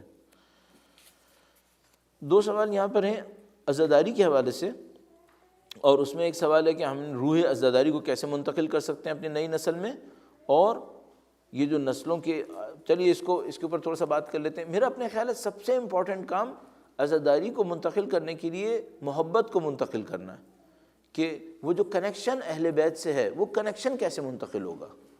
یعنی ہم بچوں کو یہ کیسے سمجھا پائیں کہ ہم جن لوگوں کا ذکر کر رہے ہیں وہ ہمارے بھی چاہنے والے ہیں، ہم سے بھی محبت کرتے ہیں۔ یہ محبت ایک طرف سے نہیں ہے کہ ہم امام حسین سے محبت کرتے ہیں اور ادھر سے نہیں ہے محبت۔ تو میرا اپنے خیال ہے کہ اس بات کو کنوے کرنا بہت بہت امپورٹنٹ ہوگا کہ یہ جو محبت کا عمل ہے یہ کیسا ہے۔ اگر یہ محبت ہم کنوے کرنے میں کامیاب ہو گئے تو باقی اس کا ان کے غم میں رونا پھر بہت نیچرل ہوگا۔ انسان جس کو چاہتا ہے اس کے غم میں رو لیتا ہے، لیکن اگر یہ محبت ہی ہم کنوے نہیں کر سکے تو پھر بہت کام مشکل ہے۔ اور یہ جو محبت آئے گی، جو ٹرو محبت آتی ہے، وہ عمل سے آتی ہے، صحیح محبت عمل سے آتی ہے۔ یعنی جب میں اس کو یہ بتا سکوں کہ امام کے کہے کے مطابق عمل کرنے میں اپنی زندگی کے بہت ساری لذتوں کو چھوڑنے کو تیار ہوں، مجھے اپنے امام سے اتنا اٹیچمنٹ ہے، تو جب یہ اٹیچمنٹ کنوے کر سکتے ہیں تو پھر یہ عزاداری خود بخود کنوے ہو جاتی ہے۔ لیکن اگر وہ اٹیچمنٹ کنوے نہ ہو اور عزاداری نعوذ باللہ تعالیٰ میں معذرت کے ساتھ عرض کر رہا ہوں، مثلا ہم یہ سمجھ رہے ہیں کہ 2 مہینے کا ایک کام ہے جو ہم بچے کو کنوے کر لیں گے معاملہ ختم ہو جائے گا، یہ نہیں ہونے والا ہے۔ ہم ریچولز کنوے کر رہے ہوں گے پھر، اور وہ ریچولز کسی بھی ٹائم پہ اس کے ہاتھ سے نکل سکتے ہیں۔ تو جو چیز امپورٹنٹ ہے وہ اہل بیت کی محبت کو ان کے دلوں تک منتقل ہونا ہے، اٹیچمنٹ کو ان کے دلوں تک منتقل ہونا ہے۔ لکھا ہے کہ عزاداری میں وہ کون سی غلطیاں جو بڑے انجام دے رہے ہیں، اور وہی تقدس کا والا جو ایشو ہم نے ریز کیا تھا مجلس میں، اپنی آئندہ آنے والی نسلوں کو تقدس کے دائرے میں رہ کر عزاداری کرنے کے لیے، جس کی وجہ سے عزاداری کا تقدس وہ نہیں رہا جو ہونا چاہیے۔ اصل میں ہم لوگ ایک سوسائٹی میں ہیں جہاں پر جو پہلی چیز سمجھ میں آ رہی ہے وہ اس نظر سے نہ دیکھنا ہے، یعنی اس سوسائٹی کا جو تھیم نظر آ رہا ہے وہ یہ کہ کسی بھی چیز کو تقدس نہ دینا اس کا تھیم ہے۔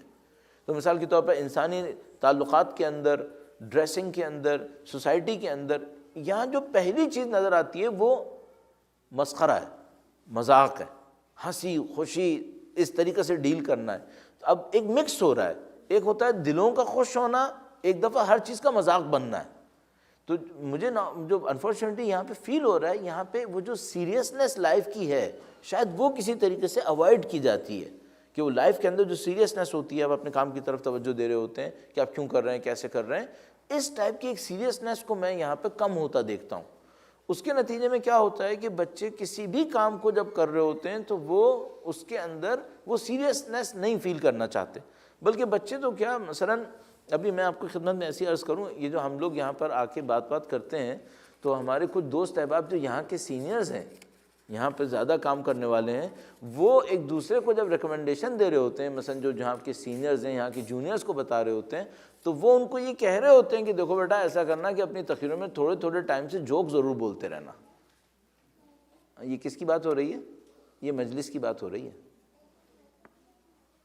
تو نان سیریس بیہیویئر یہاں تک آیا ہوا ہے کہ ان کو یہ پتا ہے کہ حتیٰ اس کے اندر بھی اگر آپ نے یہ کام نہیں کیا تو اٹریکشن نہیں آئے گی نا۔ یہ کچھ زیادہ ہی ہو گیا، یہ واقعاً کچھ زیادہ ہو گیا۔ میرے خیال میں رائٹنگز کا ہم رول نہ توڑیں ورنہ کام خراب ہو جائے گا، پلیز۔ میں نہیں قبول کرنا چاہوں گا، کیونکہ یہ رول اگر ٹوٹ گیا پھر مجھے سب کو کہنا پڑے گا، سوری ہاں بڑے مان۔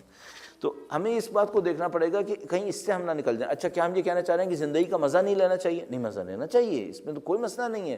یعنی ہم یہ نہیں کہنا چاہ رہے کہ ہم دیندار ہیں تو اس کا مطلب یہ کہ ہم منہ بسورے بیٹھے رہیں گے اور ہم ہنسیں گے نہیں، مسکرائیں نہیں، وہ تو سب ہونا چاہیے، لیکن لائف کا مذاق بننا یہ ذرا مشکل کام ہے، اس کو کسی طریقے سے محفوظ کرنا ہوگا۔ اور اس میں جو اچھا پہلا پوائنٹ جو ہے نا وہ اپنے خواہشات کو نو کہنے کی عادت ڈالنا ہے۔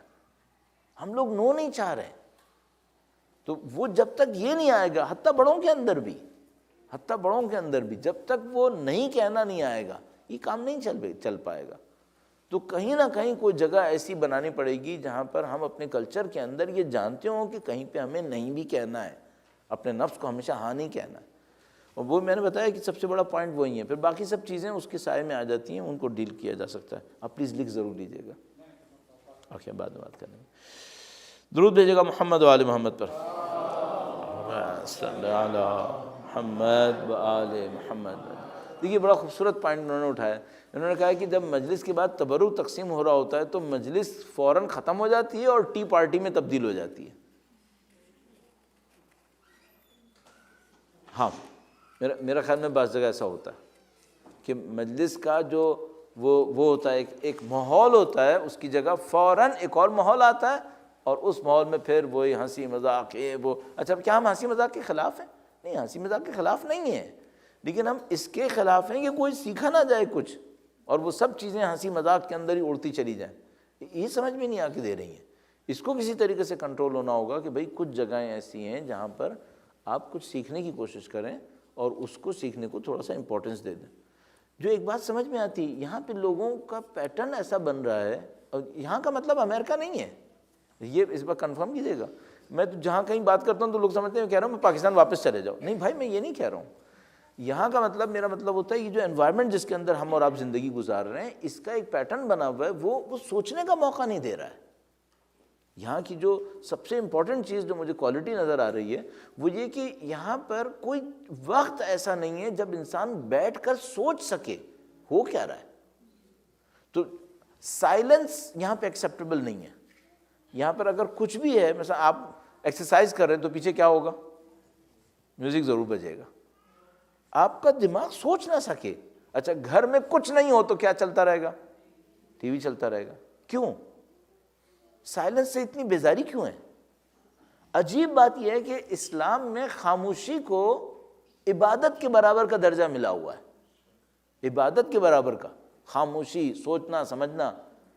اور ایک بہت مشہور واقعہ ہے، البتہ ہم لوگوں کے ساتھ مشکل یہ ہوتی ہے کہ اگر کوئی اس کانٹیکس میں نہیں ہوتا تو اس کے لیے یہ چیزیں مذاق ہوتی ہیں.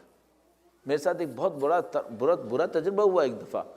آیت اللہ طباطبائی کا ایک واقعہ ہے، جس واقعے کے اندر اپنے استاد کی ریکمینڈڈ انہوں نے ایک ذکر کو کیا، اور اس ذکر کو کرنے کی وجہ سے ان کو کچھ چیزیں کشف کے طور پہ پتہ چلنا شروع ہو گئیں. اس مکاشفے کے اندر ان کے سامنے کوئی حور بھی آئی. اچھا اب وہ اس کا ایک واقعہ ہے، میں نے کہیں پہ بغیر کانٹیکسٹ کے وہ واقعہ سنا دیا. اچھا سمپلی یہ ہوا کہ وہ لوگ کئی مہینے تک اس کا مذاق بنا کے گھومتے رہے. بعد میں مجھے افسوس بھی ہوا کہ میں نے ان لوگوں کو آیت اللہ طباطبائی کے مذاق اڑانے کی طرف دھکیل دیا. افسوس ایک اور اس بات پہ ہوا کہ اتنا بھی کانٹیکسٹ نہیں جانتے. کیوں نہیں اتنا ہم لوگ محروم رہ گئے کہ ہمیں اتنی چیزیں بھی سمجھ میں نہیں آ کے دے رہی ہیں. تو میں آپ کو کہوں گا بھائی اگر نہیں بھی سمجھ میں آیا کریں تو مذاق مت اڑایا کریں، کیونکہ مذاق اڑانے والا پھر مصیبت میں پھنس سکتا ہے. امام خمینی نے اپنے بیٹے احمد خمینی کو کئی لیٹرز لکھے ہیں، وہ ایک بک میں پبلش ہوئے. تو اس میں ایک موقع کے اوپر لکھا کہ دیکھو احمد، اگر تمہارے سامنے کوئی معنوی مقامات کو بیان کرے اور تمہیں نہ سمجھ میں آئے تو زیادہ سے زیادہ یہ کرنا، کہنا مجھے سمجھ میں نہیں آیا، مذاق مت اڑانا، ورنہ تم ان معنوی مقامات سے محروم رہ جاؤ گے. اس طرح کی انہوں نے نصیحت کی. تو بعض اوقات ہم لوگ تو اب یہاں پہ بولنے سے ڈرنے لگے کہ بھئی اس ٹائپ کی باتیں جو وہ یہاں پہ کسی اور کانٹیکس میں لے لی جاتی ہیں، پھر لوگ اس کا مذاق اڑائیں تو بیچارے کہیں مصیبت میں نہ پھنس جائیں. بہرحال اس طرح سے ہوا کہ آیت اللہ بہجت اپنے کسی استاد کے پاس جایا کرتے تھے جن کی شہرت زیادہ اچھی نہیں تھی. لوگ ان کو سمجھتے تھے یہ دیوانے ٹائپ کے ہیں، وہ اتنے بڑے عارف ٹائپ کے تھے کہ لوگ ان کو دیوانے ٹائپ کے سمجھنے لگے تھے. تو ان کے والد کو کہیں پتہ چلا، آیت اللہ بہجت کے والد کو، کہ بھئی آپ کا بیٹا جو نجف گیا تھا وہ ایک ایسے آدمی کے پاس اٹھتا بیٹھتا ہے جس کے بارے میں کچھ پتہ نہیں کہ وہ محبوس الحواس ہے، اس کے حواس صحیح کام کر رہے ہیں یا نہیں کر رہے ہیں. تو ان کے والد کو بہرحال پکچر صحیح نہیں پتہ چلی، وہ بیچارے گھبرا گئے اور انہوں نے لکھ کر بھیجا اپنے بیٹے کو آیت اللہ بہجت کو کہ بھئی آپ اس استاد کے پاس مت جایا کریں جس کے بارے میں اتنا زیادہ شہرت اچھی نہیں ہے. تو آیت اللہ بہجت جو اپنے والد کے حکم کو بہت زیادہ امپورٹنس دے رہے تھے، وہ گئے اپنے استاد کے پاس اور کہا کہ بھئی یہ کیا ہو گیا، میرے والد نے اس طرح سے لکھا. تو بارہ انہوں نے کلیریفیکیشن دینے کی کوشش کی، ان کے والد کو سمجھ میں نہیں آئی بات. اور انہوں نے کہا کہ بیٹا تم نے اگر میرے بیٹے ہو تو تمہیں یہ کرنا پڑے گا اور تم نہیں جانا آئندہ سے ان کے پاس. تو اپنے استاد کے پاس گئے، کہا میں کیا کروں؟ انہوں نے کہا کہ تم ایسا کرو، اپنے مرجع تقلید کے پاس جاؤ اور ان سے جا کر پوچھو کہ بھئی ایسی ایک صورتحال میں جب استاد بہت بڑی ضرورت ہے اور باپ بھی منع کر رہا ہے تو اب کرنا کیا ہے. تو اپنے مرجع تقلید کے پاس گئے، انہوں نے کہا کہ بھئی تمہیں اپنے باپ کی ماننی پڑے گی، تم اپنے باپ کی مان لو اور اللہ جو ہے وہ انشاءاللہ اس کے اندر تمہارے لیے راستے کھولے گا اگر تم اللہ کی اطاعت کرو گے. تو وہ استاد کے پاس آئے اور کہا کہ بھئی اس طرح سے ہو گیا ہے، مرجع تقلید نے بھی کہا ہے کہ باپ کی ماننی چاہیے اور مجھے جو ہے وہ اب آپ جو ہے وہ آپ میرے لیے کیا ریکمینڈ کرتے ہیں. تو انہوں نے کہا کہ تم مت آؤ کل سے. تو انہوں نے کہا کہ اگر میں نہیں آؤں گا تو میری زندگی کا ہدف جو ہے وہ پورا نہیں ہوگا، چونکہ آپ مجھے گائیڈ کر رہے تھے زندگی کے ہدف کے لیے. تو انہوں نے کہا کہ اگر تم خاموشی اختیار کرو اور خاموشی میں غور و فکر کی طرف جاؤ تو خدا تمہیں گائیڈ کر دے گا، خدا تمہیں گائیڈ کر دے گا. اب پتہ نہیں آیت اللہ بہجت کو اس خاموشی میں کیا مزہ آیا، انہوں نے اس کو تقریباً 2 سال تک اس طرح پکڑ لیا کہ سوائے واجبات کے وہ بولتے ہی نہیں تھے، سوائے واجبات کے وہ بات ہی نہیں کرتے تھے. مثال کے طور پر درس و بحث میں بولتے تھے، درس میں ڈسکشن وغیرہ کے اندر بولتے تھے، اور باقی کسی دوست سے مثلا بازار میں ادھر ادھر وہ کوئی گفتگو نہیں کرتے تھے، خاموش رہتے تھے. اچھا سائلنس کی اتنی اہمیت ہے ہمارے یہاں، خاموشی کی، غور و فکر کی اتنی اہمیت ہے. اچھا جو اس سوسائٹی میں ہمیں نظر آ رہا ہے وہ کیا نظر آ رہا ہے؟ یہ ویلیو کے ہی اگینسٹ ہے. یہاں پر یہاں خاموشی پسند نہیں ہے لوگوں کو، اور اس خاطر سوچنے سمجھنے کا کھانا جو ہے وہ کافی حد تک خالی ہوا ہے کہ ہمیں لائف کے بارے میں سوچنا ہے کچھ. تو اب آپ اس کا ایک حل نکال سکتے ہیں. تو ہمیں تو حل چاہیے ہوتا ہے نا، کہ کوئی نہ کوئی حل ہونا چاہیے. تو آپ اس طرح سے کر سکتے ہیں کہ اپنی صبح کی مثال کے طور پہ واجب نماز کے بعد یا رات کو سونے سے پہلے آپ 4-5 منٹ بہت کہہ رہا ہوں، 4-5 منٹ نکالیں اور اس میں خداوند متعال سے گفتگو کرنے کی کوشش کریں. 4-5 منٹ میں بہت کہہ رہا ہوں، شروع میں 30 سیکنڈ 1 منٹ بھی نکال لیں تو بہت بڑی بات ہے. اور اس میں آپ خدا سے گفتگو کرنے کی کوشش کریں. اب یہ آپ کے سجدے میں بھی ہو سکتا ہے اور اس کے علاوہ بھی ہو سکتا ہے، تاکہ آپ اس کام کو کر سکیں. تو یہ جو انہوں نے تبرکات کا مسئلہ کہا، میں اس کے اندر کوئی واضح سولوشن نہیں دے پاؤں گا، لیکن میں یہ کہہ رہا ہوں کہ ہاں یہ بات ہے. ہم ایک کام کر سکتے ہیں، ہم کچھ کوشش کر لیں، جو بڑے ہیں بچوں پہ ہم یہ محنت نہ کریں، پہلے بڑوں پہ کر لیں اور اپنے ہم فکر لوگ زیادہ کر لیں. وہ یہ کہ تھوڑی دیر تک مجلس کے پریمیسز میں جب تک بیٹھیں، کم سے کم کوشش کریں ہنسی مذاق، جس کو ہم لوگ تھوڑا نیگیٹو ویلیو دینے کے لیے ہنسی ٹھٹا کہتے ہیں، اس کو تھوڑا سا کم کر لیں. لائٹ موڈ میں مذاق کر لیا کریں، لیکن یہ کہ اس کو وہ گیدرنگ ساری اسی میں تبدیل ہو جائے، اس کو تھوڑا سا اوائڈ کرنے کی کوشش کریں. تو پھر دیکھیے اس سے کیا رزلٹ نکل سکتے ہیں. لکھا ہے کمپیوٹر اور موبائل سے کیسے جان چھڑائیں. کیا یہ پاسبل ہے کیا؟ اچھا، کیا جان چھڑائی جا سکتی ہے؟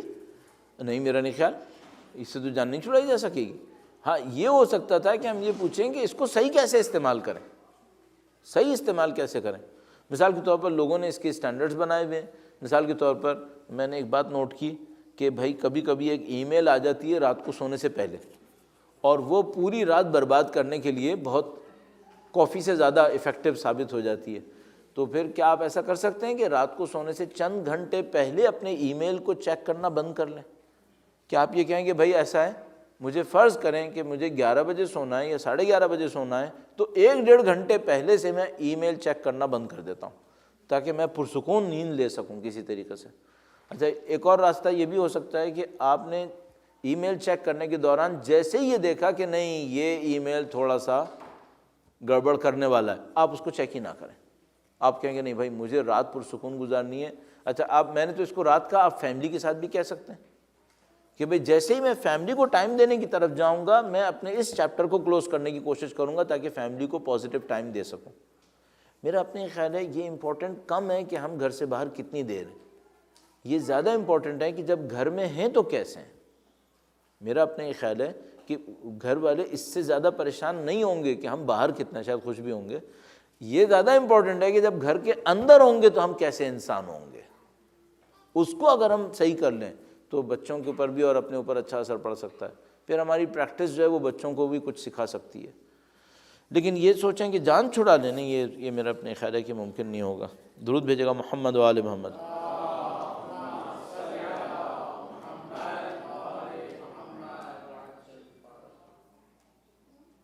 ہاں، انہوں نے کچھ بہت جس کو ہم لوگ کہتے ہیں کہ بہت ڈیٹیل میں کچھ سوال کیا ہے، اور جو بہت زیادہ کوسچنز میرے ذہن میں مانگ رہا ہے کہ پہلے مجھے پوچھنا پڑے گا کہ بھئی اس کا یہ کیوں، اس کے بعد جواب ہو سکتے ہیں. مثلا بہت زیادہ اگر بالکل پن پوائنٹ کر کے کوئی کوسچن کیا جائے تو پھر اس طرح پیپر کے اوپر ریفلیکٹ نہیں ہو پاتا، نہ وہ کوسچن میں آ پاتا ہے. مثال کے طور پر میرا بچہ اتنے سال کا ہے، وہ یہ اتنے سال کے میں یہ کام کرنا چاہتا ہے، صحیح ہے یا غلط ہے؟ نہیں، ایسے نہیں کر سکتے. بہت ساری ڈیٹیلز پوچھنی پڑیں گی کہ اس کا بیک گراؤنڈ کیا ہے، اس کی ٹینڈنسیز کیا ہیں، یہ ہے وہ ہے، تب کہیں جا کے کوئی بات ہوگی. کوسچن یہ نہیں تھا، میں نے اس کو چھپایا. ٹھیک ہے، کوسچن کچھ اور تھا لیکن اس میں تھا اتنے ڈیٹیل میں، اس وجہ سے میں نے اس کو چھوڑ دیا.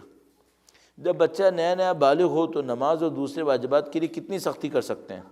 میرا اپنے خیال ہے کہ پہلے تو سختی کو نکال دیں کہ آپ نہیں کر سکتے. یہ میں آپ کو عرض کر رہا ہوں، آپ سختی سے کام نہیں کر پائیں گے. تو اگر کوئی یہ سمجھ رہا ہے کہ سختی سے کر لے گا، میں گارنٹی سے کہہ رہا ہوں کہ سختی سے نہیں ہو پائے گا. اچھا، آپ کہیں گے کہ ہمارے پاس روایتوں کے اندر لکھا ہے کہ وہ یہ کر سکتے ہیں، یہ کر سکتے ہیں، یہ کر سکتے ہیں، لیکن ان سب کے پیچھے ایک اصول ہے. اگر کاؤنٹر پروڈکٹیو ہو، ہمارے انوائرمنٹ کے اندر کاؤنٹر پروڈکٹیو ہو گیا ہے، آپ سختی سے نہیں کر پائیں گے. بجائے سختی سے کرنے کی، اس کو محبت سے کرنے کی کوشش کریں.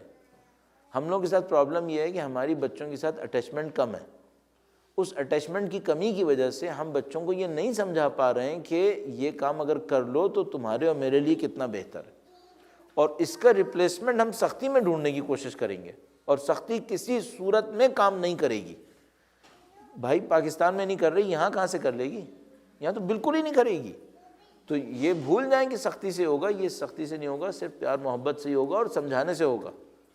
اور مشکل ہم لوگوں کے ساتھ یہ ہے کہ جب ہم بچے سے کہہ رہے ہیں کہ بھائی تم نماز پڑھو اور وہ کہہ رہا ہے میں نہیں پڑھ رہا، اب ہم نے اس کو سمجھانا ہے اور سمجھانے کا برج نہیں بنا ہوا، سمجھانے کا برج ہے ہی نہیں، کیونکہ اس سے پہلے میں نے بچے کے ساتھ اتنا پراپرلی کمیونیکیٹ کیا ہی نہیں تھا.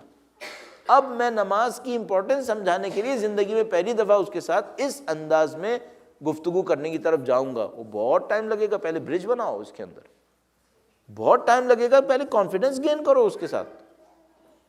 اور یہ پرابلم ظاہر ہے کہ جو مائیگرنٹ فیملیز ہیں ان کے اندر بہت زیادہ آتی رہے گی، کیونکہ بچے فیل نہیں کر پاتے کہ یہ ہمارے کلچر کے ساتھ کہیں ساتھ میں ہیں بھی یا نہیں ہیں. تو انفارچونیٹلی جو بچے ہوتے ہیں وہ یہ فیل کر رہے ہوتے ہیں کہ ان کا ہمارے کلچر سے کوئی تعلق نہیں ہے. اور جب ہم اس کو کہتے ہیں کہ تم پڑھو اور وہ نہیں پڑھ رہا ہوتا اور پھر ہم اس کو سمجھانے کی طرف جائیں اور ہمارے برج بھی نہیں بنے ہوئے، تو سمجھانے کا کام بھی انتہائی مشکل ہو جاتا ہے. اچھا، اس میں یہ کر سکتے ہیں کہ ہم یہ دیکھیں کہ بچے کی مینٹیلٹی کو دیکھتے ہوئے ہماری کمیونٹی میں یا ہماری سراؤنڈنگ میں کون سے لوگ ہیں جو بچے کے ساتھ اس ٹائپ کا اٹیچمنٹ کریٹ کر سکتے ہیں، اور وہ شاید بچوں کو زیادہ بہتر طریقے سے سمجھا پائیں. تو ہم 2 لیئر پہ کام کریں. ایک تو یہ کہ جو ہمارا برج نہیں بنا ہوا اس کو بنانے کی کوشش کریں، کیونکہ فیوچر میں بھی اس کی ضرورت پڑے گی.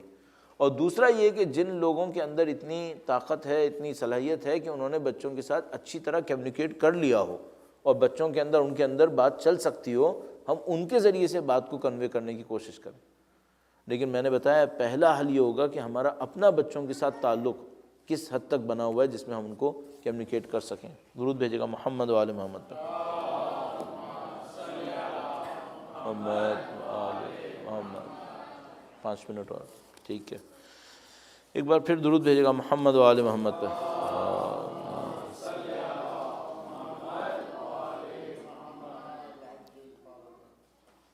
اچھا، میں اسی لیے کہتا ہوں سوال چھوٹے لکھیں تاکہ ہم جلدی سے اس کو پڑھ سکیں. ہاں، لیکن معمولاً سوال چھوٹے نہیں ہوتے اور مسئلہ بہت زیادہ ہو جاتا ہے. اچھا، کہیں سے تو میں نے شروع کرنا ہے. ایک بار پھر درود بھیجے گا محمد و آل محمد. ہاں،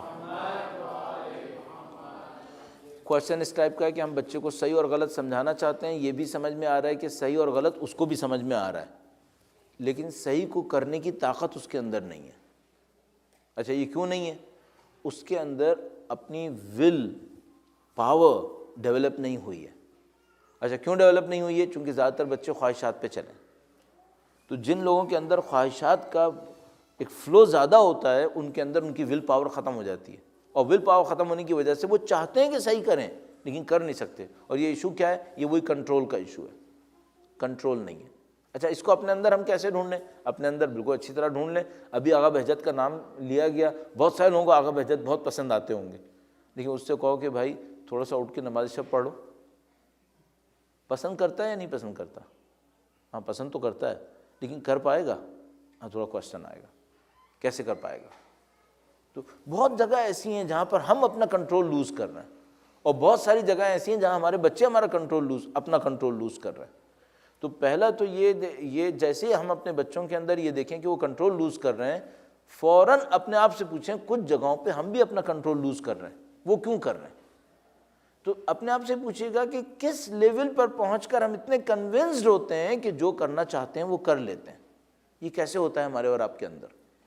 مثال کے طور پر اگر میں ابھی آپ کو کنونس کرنا چاہوں، فرض کریں میں آپ کو کنونس کرنا چاہوں کہ آپ روزانہ قرآن کریم اتنی صفحے کم سے کم پڑھ لیا کریں، تو میں کیا کروں کہ آپ اس پہ کنونس ہوں کہ آپ اتنا صفحے قرآن کریم روزانہ پڑھ لیا کریں؟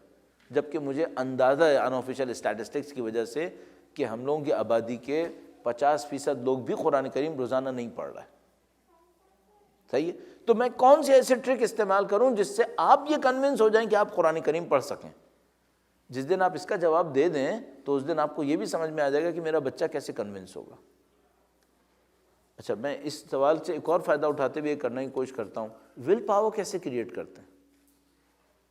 ول پاور کیسے کریٹ کرتے ہیں؟ تو میں آپ کو ایک سادہ سی بات کہوں گا، چونکہ ہم تھوڑا جلدی میں بھی ہیں.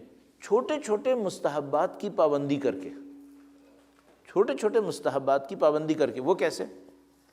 میرے پاس گلاس ایسے بھی رکھا ہے اور میں اس کو ایسے بھی پکڑ سکتا ہوں، اور فرض کریں میرے پاس گلاس یہاں پہ رکھا ہے لیکن میں اس سے پکڑ کے پینا نہیں چاہ رہا ہوں، میں اس کو یہاں پہ لاؤں گا تاکہ میں سیدھے ہاتھ سے پیوں، ٹھیک ہے، یہ میں نے کنٹرول امپلیمنٹ کیا یا نہیں کیا؟ صحیح ہے. چھوٹے چھوٹے مستحبات میں جب آپ کنٹرول امپلیمنٹ کرتے ہیں تو بڑی چیزوں میں کنٹرول میں آپ کو آسانی ملتی ہے. تو آپ اپنے بچے کے ساتھ بھی یہی کریں، اپنے ساتھ بھی یہی کریں، بچے کے ساتھ بھی یہی کریں کہ چھوٹے چھوٹے آبجیکٹیو سیٹ کریں اور کہیں اس میں کنٹرول امپلیمنٹ کروں گا. اچھا، کنٹرول کی کوالٹی یہ ہے کہ اگر ایک اسفیئر میں آپ کنٹرول دکھاتے ہیں، دوسری جگہ پہ کنٹرول دکھانے میں خود بخود آپ کو مدد ملتی ہے. لیکن ایک اور بات یاد رکھیے گا، اگر آپ ایک اسفیئر میں کنٹرول لوز کرتے ہیں تو باقی جگہوں پہ بھی کنٹرول لوز ہونا شروع ہو جاتا ہے. تو مثال کے طور پر اگر آپ ٹی وی دیکھنے میں کنٹرول لوز کر رہے ہیں تو عبادت کرنے میں کنٹرول باقی رہے گا، وہ بھی جائے گا. ہمارے پاس دین میں ایک جملہ ہے، جو پتہ ہے کہ غلط ہے وہ مت کرو. کیوں؟ یہ کنٹرول لوز کرنا ہے، اور دین اسلام کنٹرول کو بڑھانا چاہتا ہے ہمارے. تو یہ جو آپ بچے کا بہت اچھا کویشچن ریز کیا کہ بچے کو بعض اوقات پتہ ہے کہ صحیح غلط کیا ہے لیکن نہیں کر پاتا ہے، تو اس کی وجہ ایکچولی اس کا کنٹرول نہ ہونا ہے. اور یہ کنٹرول نہ ہونے کا فنومینا میں نے پہلے بھی پوائنٹ آؤٹ کیا کہ اس سوسائٹی کا حصہ ہے. اس کنٹرول کو ڈیولپ کرنے کے لیے چھوٹے چھوٹے آبجیکٹیوز بنائیے اور ان آبجیکٹیوز کو اچیو کرنے کی کوشش کریں تاکہ آپ کا کنٹرول آئے. وہ چھوٹے آبجیکٹیوز کیسے ہو سکتے ہیں؟ جیسے یہی بات ہوئی، پانی سیدھے ہاتھ سے پئیں گے. مثال کے طور پر جب آپ گھر میں داخل ہونے لگیں تو کون سا پاؤں رکھیں؟ سیدھا پاؤں رکھیں. باہر نکلنے لگیں تو الٹا پاؤں رکھیں. اچھا، واش روم میں جانے کے لیے پہلے الٹا پاؤں رکھیں، باہر نکلتے وقت سیدھا پاؤں رکھیں. کوئی کہے گا یہ کیا ڈرامہ ہے یار، کوئی بھی پاؤں رکھ لو. ہاں، کوئی بھی رکھ سکتے ہو، کوئی ایشو نہیں ہے، لیکن یہ کنٹرول سکھانے کے لیے بہت اچھا ہے. چھوٹی چھوٹی چیزوں میں کنٹرول امپلیمنٹ کریں. اچھا، میں بہت زیادہ آج کل اس بات کے اوپر ایمفیسس کر رہا ہوں، جب نماز پڑھیں کوشش کریں انگلیاں آپ کی جڑی بھی رہیں ہر وقت. دیکھیے، آپ اتنا چھوٹا سا کنٹرول امپلیمنٹ کرنا بھی مشکل ہو رہا ہے، چونکہ مائنڈ کا کنٹرول باڈی کے کنٹرول سے کنیکٹڈ ہے. جیسے آپ اپنی باڈی کے اوپر کنٹرول بڑھاتے ہیں، خود بخود مائنڈ کے اوپر کنٹرول آپ کا بڑھنا شروع ہو جاتا ہے. تو نماز کی مختلف حالتوں کو جا کے دیکھیں مستحب کیا ہے، ان حالتوں کو اسی طرح کرنے کی کوشش کریں تو آپ کا باڈی کے اوپر کنٹرول بڑھے گا، خود بخود مائنڈ کے اوپر بھی کنٹرول بڑھنا شروع ہو جائے گا. اور کنٹرول لوز مت کریں، کنٹرول لوز مت کریں، اس سے آپ بہت چیزیں مس کر لیں گے. اگر ہم بڑے بچوں کو منع کریں کہ چھوٹوں کو نہ مارو، ہر وقت روکیں ٹوکیں تو وہ بچہ سہم جاتا ہے. اچھا، تو وہ جو اگر اس کو مارنے کی اجازت دے دیں گے تو چھوٹا والا سہما رہے گا بھائی، ہیں؟ وہ بھی تو سہمے گا. آخر یہ کیا ہو گیا؟ اس کو کیسے سمجھائیں کہ چھوٹے سے پیار کرے اور اس بات سے بڑے کو برا بھی نہ لگے؟ ہاں، تو اس کا بہت اچھا آسان راستہ ہے، اس کا بہت آسان راستہ ہے. میں ایک دفعہ ایک اسکول میں کچھ کام کر رہا تھا، تو وہاں پہ پرنسپل کے پاس جیسے ہوتا ہے ایک بچہ لایا گیا، جو ٹیچر ایک لے کر آئے گیا، اس نے کسی بچے کو مارا ہے. تو پرنسپل صاحب نے بہت اچھا کام کیا، انہوں نے اس بچے کو بلایا، اپنے پاس بٹھایا، کہنے کہ دیکھو بیٹا، اگر میں تمہیں ایک تھپڑ ماروں تو تمہیں اچھا لگے گا؟ اس نے کہا نہیں سر. تو کہنے لگے کہ اگر کوئی بچہ تمہیں تھپڑ مارے تو تمہیں اچھا لگے گا؟ اس نے کہا نہیں سر، اچھا نہیں لگے گا. تو انہوں نے کہا کہ جب تم نے اس کو تھپڑ مارا ہوگا تو اس کو اچھا لگا ہوگا؟ اس نے کہا نہیں سر، یہ تو نہیں لگا ہوگا.